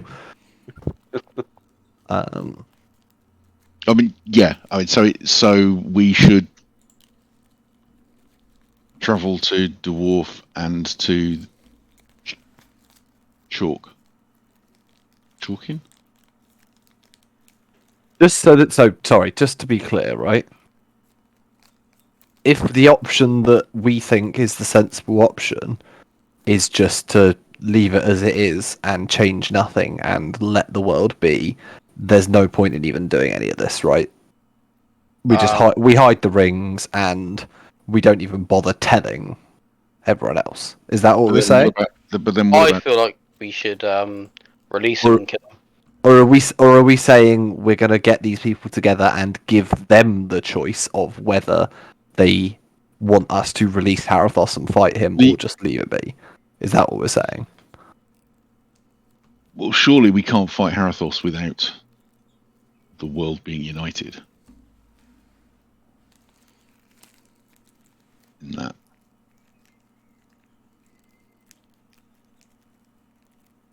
I mean, this isn't a calling a guy out in a brawl and taking him on one-on-one, is it? I struggle to see how. No offense to anyone here, but I struggle to see how our group is going to kill a god.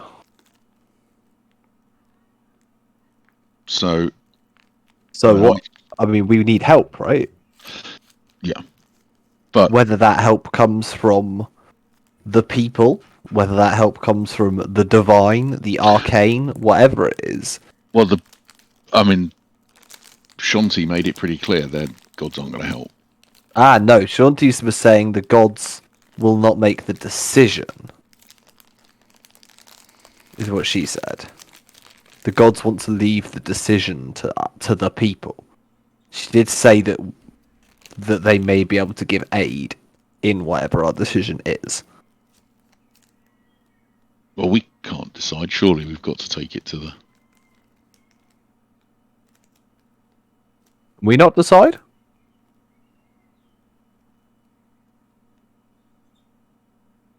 What, for all the people? Your people? John's, what, supposedly elven royalty or whatever? No, I ain't. No? You sure about that? I don't think so, anyway. I mean, three elves and a changeling. And a celestial. Bold.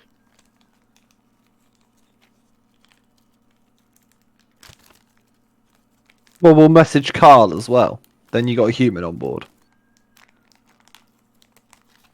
Although there's no point messaging. I know what the answer will be. You'll send, "Hey Carl, do you want to fight a god?" The answer will be yes. Fuck the gods.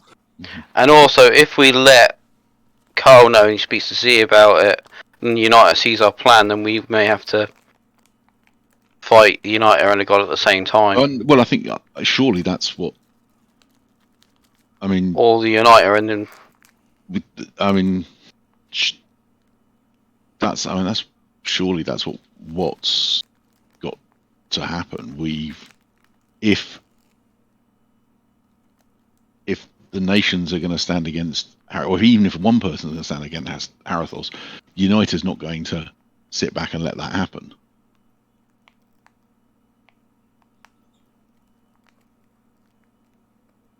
But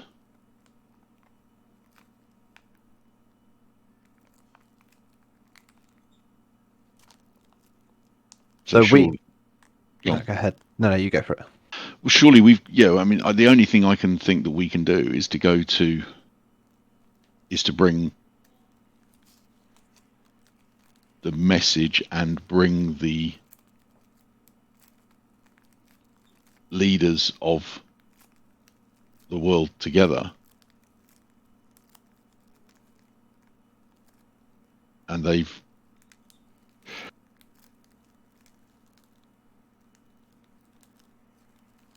and to fight Harathos. I mean, if they don't fight Harathos now, they fight Harathos later. So it's not really a choice.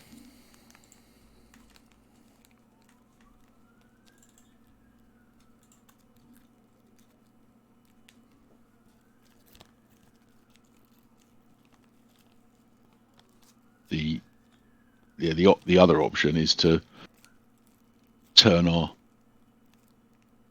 face away and pretend it's not happening. I can't do that. And that's what Abahan did. Certainly after Austral used the Staff of Willing, and I think before. Well, I don't think think it was the right thing then.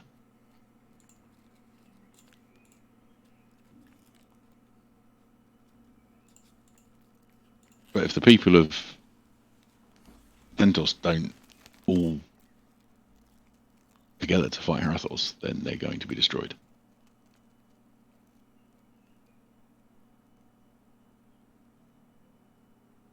Aren't they? I think so. Yeah.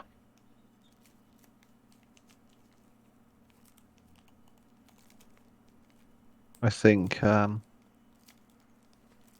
we're right to bring this to the leaders of the world, but I think the decision's made, right? Yeah.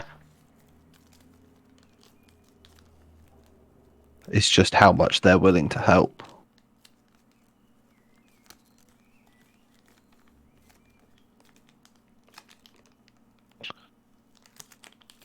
So you're kind of saying that we don't tell them that. Don't tell them the whole truth. Tell one, them that we will be hell of us will be getting released, and what did she mean that the rings will come back?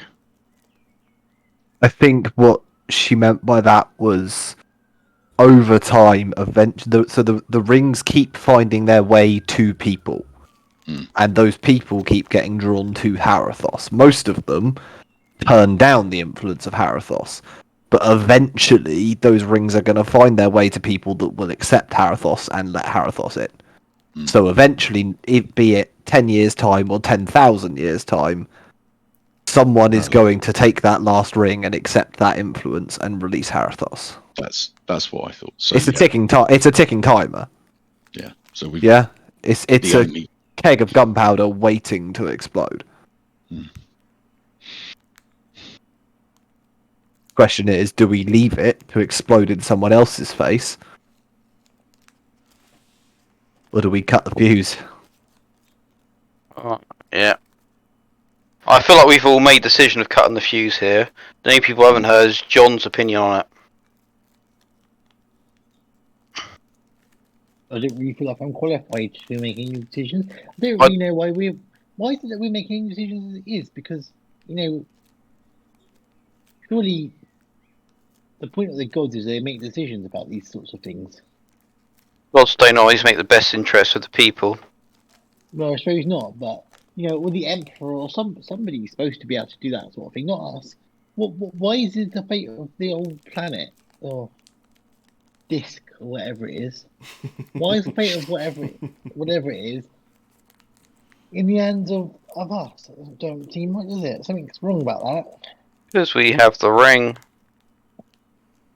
Yeah, but Old Janet in your old town doesn't have a ring or know what's happening.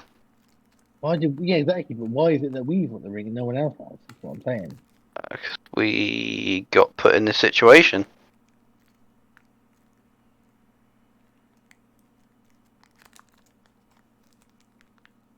I apologise for bringing you into this situation.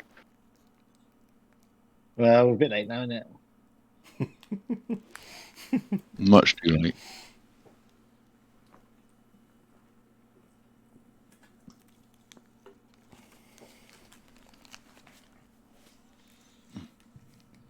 I won't hold it against anyone here if they decide they don't want to be part of this decision. Let that be clear. This is a very tough decision. This is a very important decision, and if that's too much for anyone, it's not a fault to decide you don't want to be involved in something this major. But I've known you guys a little bit now. I've seen how you are with decisions and your morals and the way you go about things.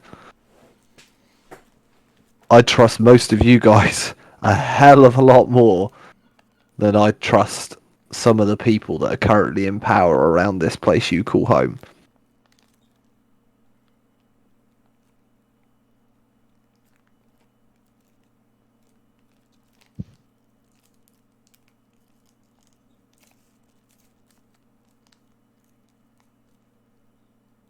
But is this the will of Lathander? Lathander thinks killing Harathos is the wrong thing to do. Lathander thought killing Harathos is the wrong thing to do, and Lathander may continue to think that killing Harathos would be the wrong thing to do. But above that, and further than that, and at this point, the more important thing than that is Lathander has recognised that it's not Lathander's choice. It's not any of the gods' choice. What happens to our world? Your world, apologies.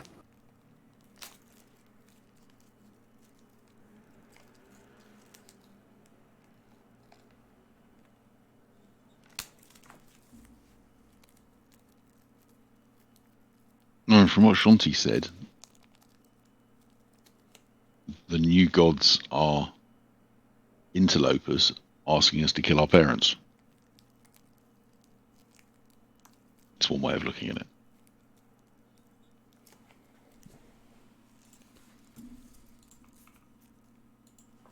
But it's as if your parent is an evil being.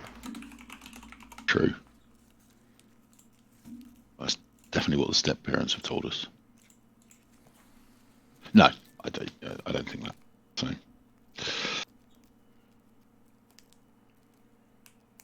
just for the record, if you decide not to make a decision, the Dawnbringer might not blame you, but history will.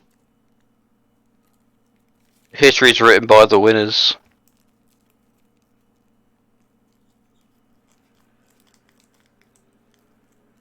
Deciding not to have a view is having a view. But that said, what happens if the leaders say refuse?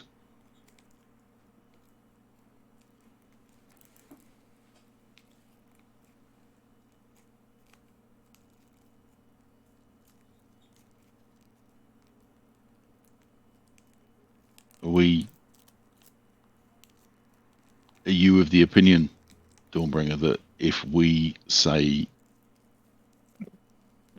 fighting Harathos is the way to go forward, that the gods will bring that about no matter what the rest of the world does?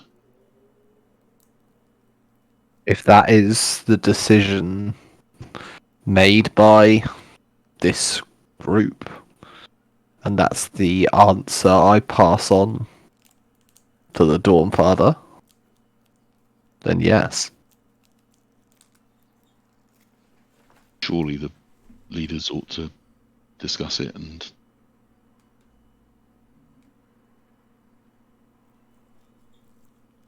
the decision should be made based on that discussion.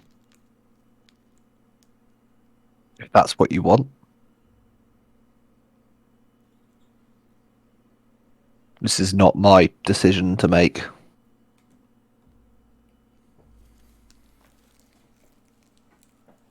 That's what I vote for. I vote that we bring the leaders of, well, I think the 5 nations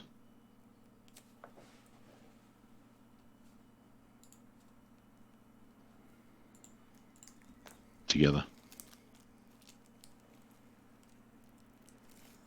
and convince them that this is a real threat. I think the United will do that for us.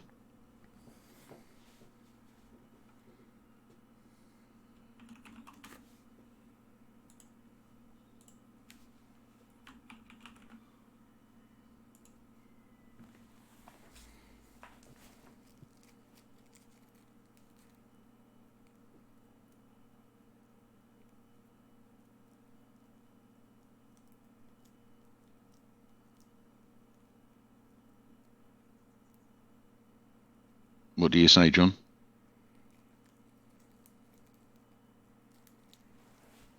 Want to educate the leaders of the world? I suppose. I've only known you all for 48 hours, but I've seen. To be honest, I haven't known these other people for very much longer, really, in the grand scheme of things. Don't forget your Oh, we did a 3 or 4 week walk across the country. So Yeah, well, a month isn't very long when I'm about what 50, 27, 19, I think. Yeah. No, sorry, I'm not hiding from you. I'm 50.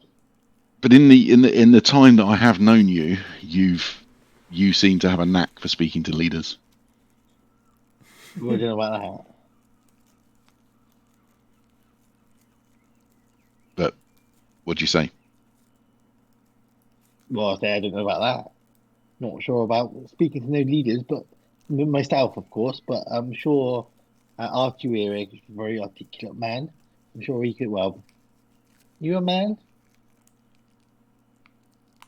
Very articulate tin can. I'm sure he can do it for us, or whatever, or you can, in fact.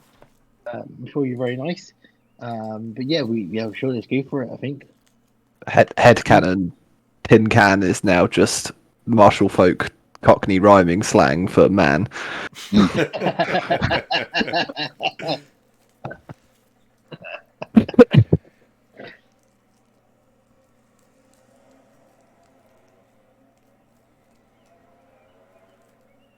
What does Nix think?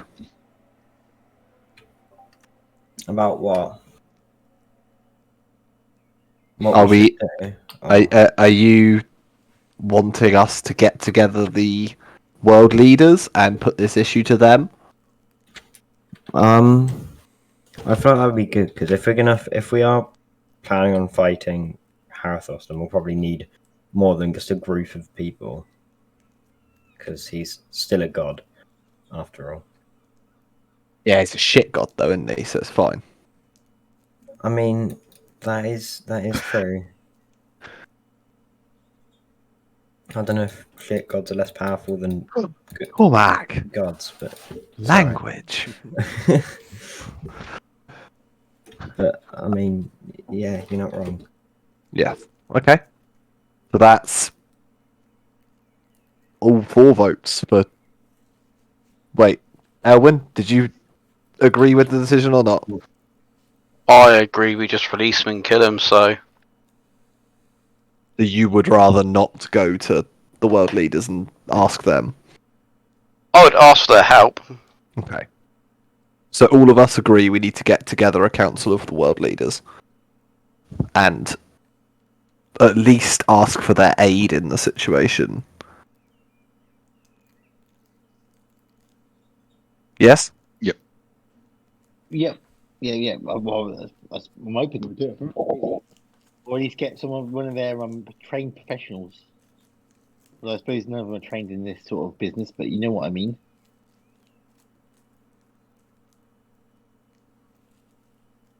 Okay. I think. Does that mean we have to go back to Griffinsteel?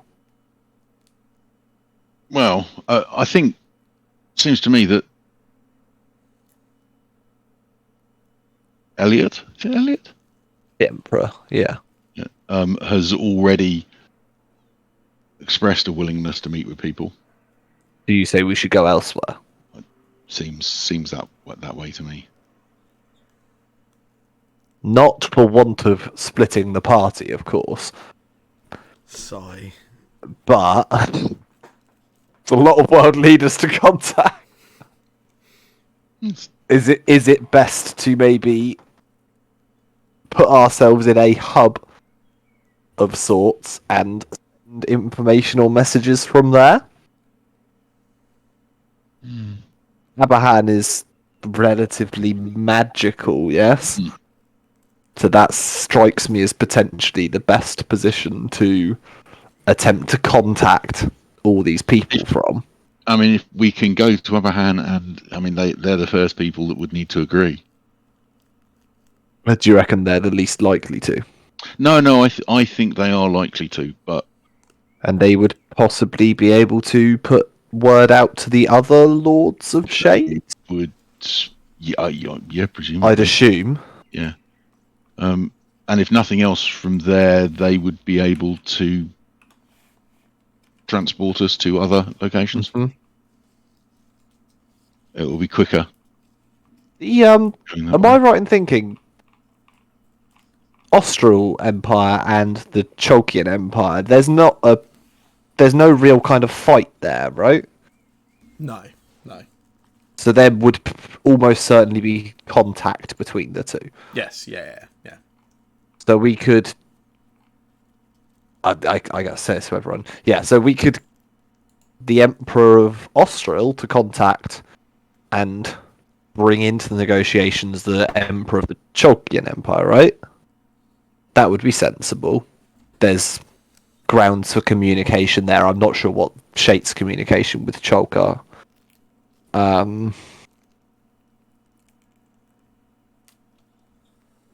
How would we get in touch with the Dwarf?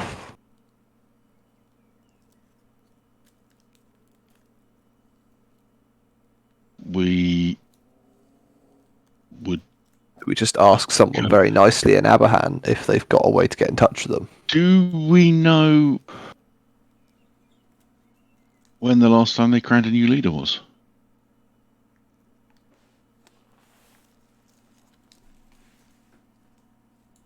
Yeah, I don't think that is particularly secretive information. Yeah, the current leader has been in power for 4 years. Yes, so yeah, he's got a while yet. I mean, he's an elf, so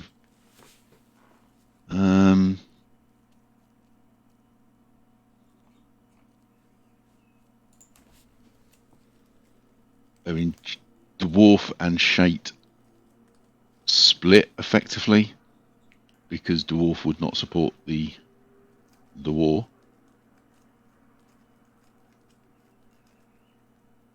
And many in Shate feel that because of that lack of support, that's why Shate lost.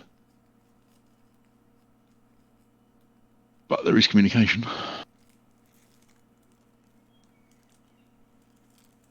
I think we go to Aberhan then. We can certainly go to Aberhan and then talk to the Order.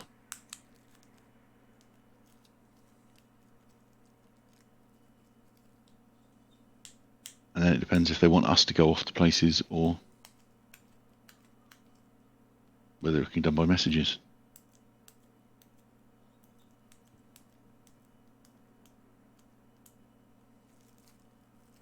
But what about this ring?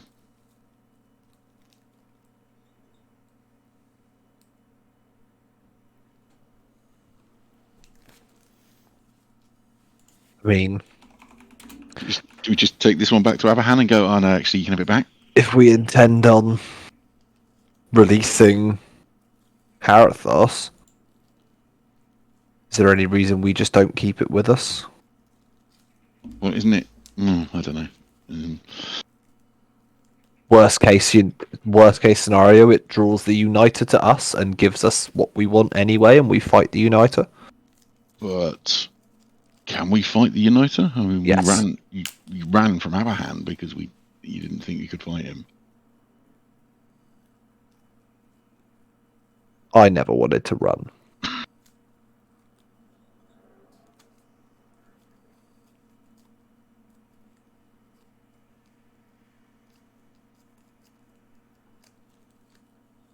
Just looking at the map, I've realised that we're nearer to the Uniter. Well, if the Uniter is where he was, we're nearer to the Uniter now than we have been for a long time. Yeah.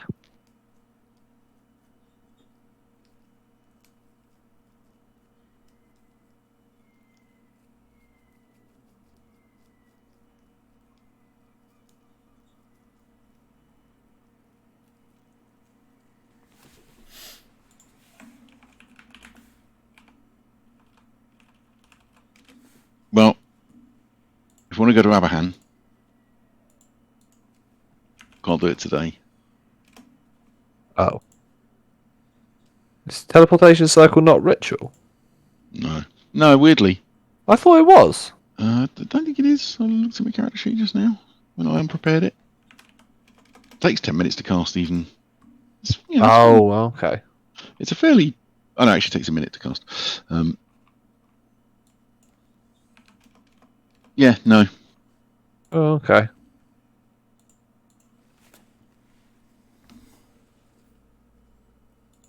It feels like it should be a ritual spell. I completely agree. Mm. But telepathic bond is a ritual spell. Oh, that's useful.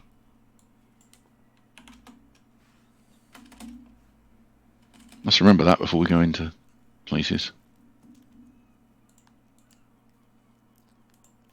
Makes communication a lot easier. Oh yeah, telepathic bond is good.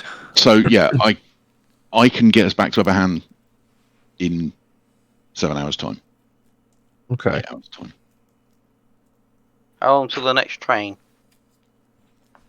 2.5 hours.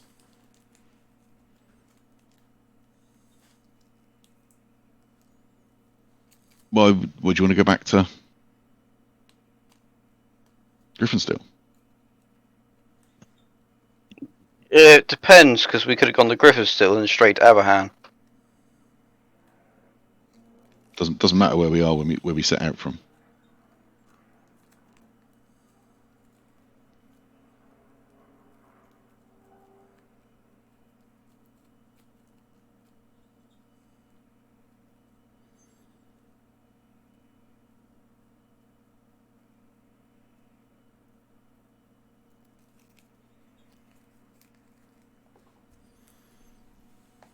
What's the plan, folks? What would you like to do?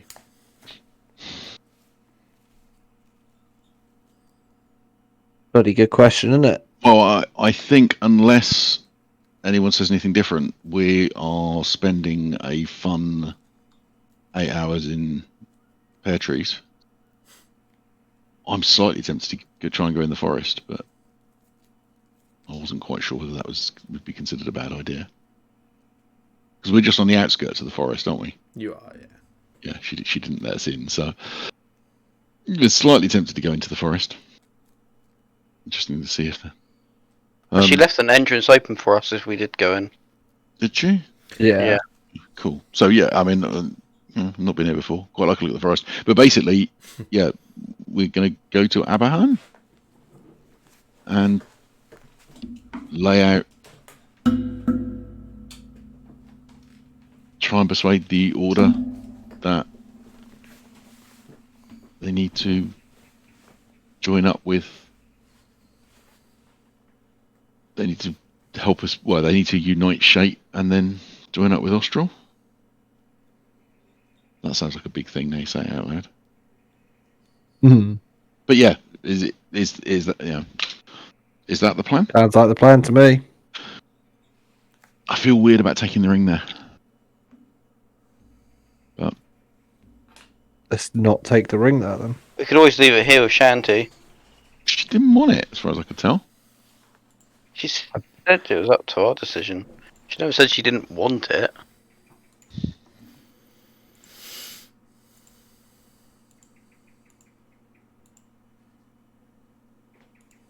So do we think the Uniter is after the ring?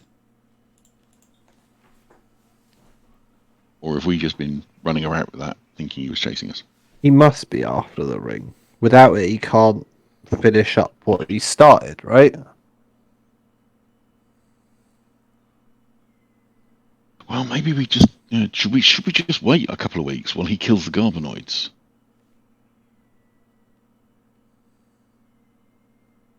What, and let him get more powerful? Dead Garbonoids.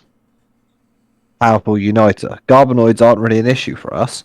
Oh, and power. You're saying powerful Uniter. Our plan is to release Arathos. Correct. If you're worried about the Uniter, powered up with a couple of rings.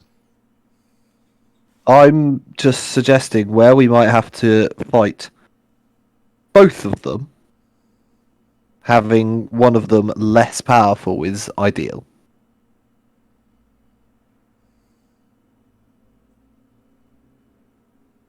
If you have the choice of fighting two very powerful things or one very powerful thing and one weaker thing, you'd pick the one weaker, wouldn't you? Well, yeah, but we don't get to fight the United, do we? Or are we going to fight the United first? I get the feeling if we try and fight Harathos, the Uniter is going to show up. Because he's probably not going to take too kindly to us trying to kill his god. No, well, that's yeah, I agree with that. But so, do we kill him first then? But then that would is that not what the people do? Well, that's kind of my concern is we take the ring back to Abahan, and then Abahan is in exactly the same situation as it was when you guys turned up the first time. So, if you think that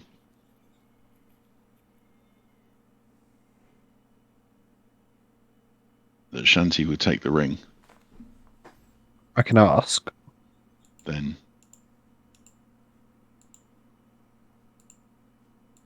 surely it's got to be safer there than with us.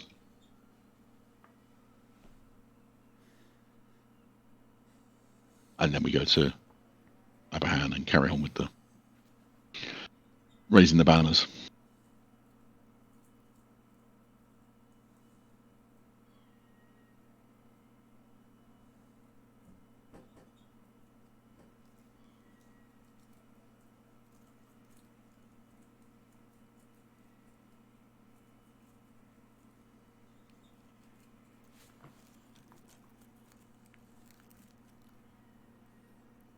Aaron sort of stands up. I guess we've been sat around talking, and goes, "Well, even if you are all too old to actually start moving, we've talked about this enough."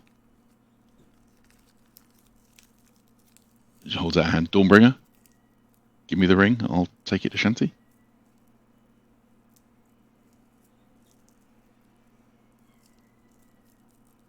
I stand. I go. Don't worry, I'll come with you.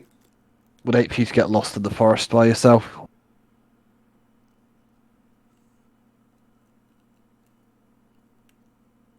Father? Yeah, I'll go back in this forest.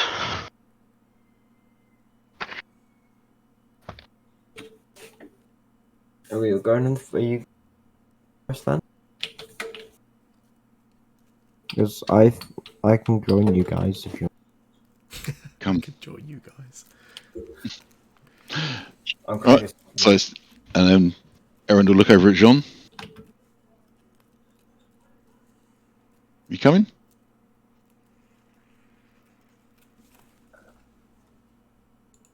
Yep. Suppose so. I really must say, I made it quite clear already, but I'm quite out of my depth here. I was expecting us rather to give this ring over to Shanti, and that be the end of it, and we'll go home and wait for us to blow over with a cup of tea. Carl's got some views about that, but Aaron, not so much. Yeah, like bloody gods. We don't make it.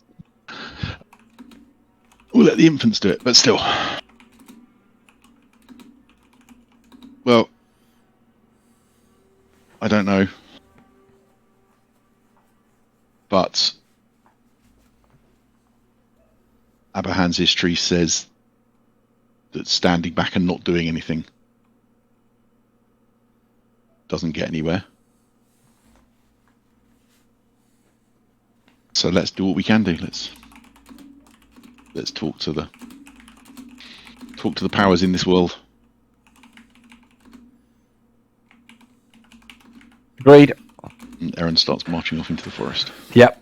Walk into the forest, and as we're walking towards it, I guess I'm going to think and attempt to reach out to Shanti, if I can. Mm-hmm. And if not, I guess Lathander, because, he probably knows how to get hold of his wife.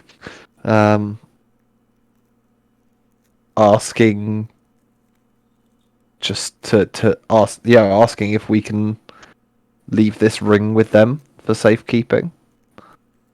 See if anyone appears.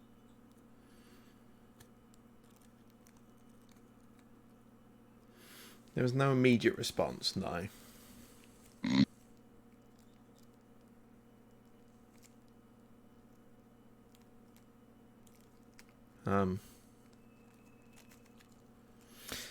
Yeah, so as a group, you're gonna head into the forest to look to give the ring over to Shanti, yeah? Yeah, fuck it, why not? As we march in, Aaron is going to ask Artur how he manages to keep his self-image high with the amount of shade that Shanti threw at him. Brutal. Was, well, apparently you only had one job. One easy job, I believe, is what she said. Yeah, it's nothing like failure to be a great motivator. Yeah. So as a group, you head towards the opening which was left behind by Shanti as she headed into the forest of Neelam's Grove. As you do, right as you walk under the shadows and under the canopies of the trees, and the sunlight sort of gets just overcast a little by the shadow of all the tree lines. Errand, you receive a message via Shending. I went on Sean Connery for a moment there, didn't Connery! You receive a message via sending from Abahan, from the Order of the Magi. The Uniter is mobile. He's left Blyburn in the last half hour and is headed eastwards at high speed. I will relay that and say the Uniter is coming for us, I think. Fuck, are we directly east? Pretty much. You are eastwards, yeah. Oh shit, boys! Oh fuck, we are pretty much. Yeah, I said we're the nearest we've been for a long time, and I did not prepare teleportation circle. It's fine. If this is where we fuck up a drow, this is where we fuck up a drow. I think I technically only need 4 hours, don't I, for a long rest? You do. But and that's where we'll leave that session. And we'll pick it up next week. So just because I think it might affect what Sam prepares, or it might not, because he maybe just destroys it. I think we run into the forest because it will be harder for him to attack us there. And you reckon? From what you've said, he might not even come in. I think there's a loophole for him. Probably. Well, firstly, I'm certainly under the impression that the Uniter will have the ability to teleport out, which I think circumvents the you can't leave issue anyway. That's okay. That's good, because that means we can get out. And it might also be a loophole of the fact that Zirviel was able to leave. Zirviel, and that is the body that is present in there. The enchantment on the forest might look no further than the body of the person there. I don't think Unite is going to be worried about leaving. I think if Shanti controls the forest, would she allow him in there? That might give him pause. But if it doesn't, there isn't a lot we can do anyway. But he's on his way, so we should. He's probably on his way to us. I think your reply back, because you get a reply back, should probably even briefly include, can someone send warning to us to Griffinsteel? because they are also on the route eastwards. True.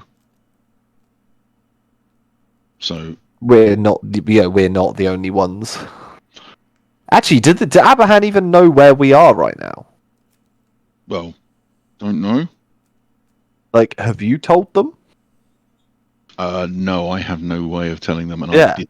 I didn't Unless they've pass obviously, any I mean, messages they back. are almost certainly capable of just scrying on you to find out where you are. But I'm assuming that's what they're doing. Yeah, no, I've decided that it was a mistake not to have just grabbed a scroll of sending and written it in my spellbook before leaving. But yeah, it's fine. you live and learn.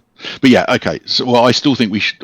So this is what Aaron's saying, is that we run into the forest a bit at least, and then either hide and I start learning. I start long resting, or we keep running. I've got over 100 hit points. I'm ready to fight the Uniter. Let's do it. Mm. I think we run into the forest. I agree. And then we see what happens after that. The and forest potentially gives us some form of cover or shelter. I'm interested in how close it takes a minute to cast the spell. Like, do we wait until we see the dragon on the horizon, and then try and bamf out at the last minute? I don't think we run.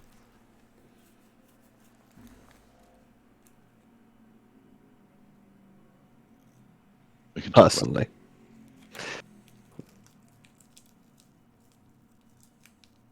Like, I mean, you guys might obviously disagree both in and out of character, but I don't think we run. I think we've ran too much. For good reason. I feel like we've been dawdling around in circles. But this guy needs to go. He's a problem. He needs to be dealt with. I think we're capable of dealing with it, and we should.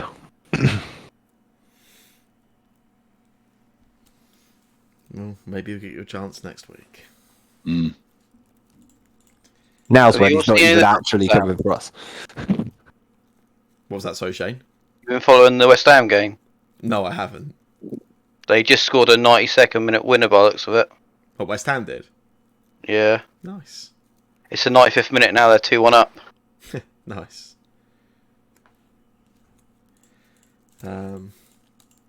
Cool. Okay, yeah, we will pick that up next session. Cool.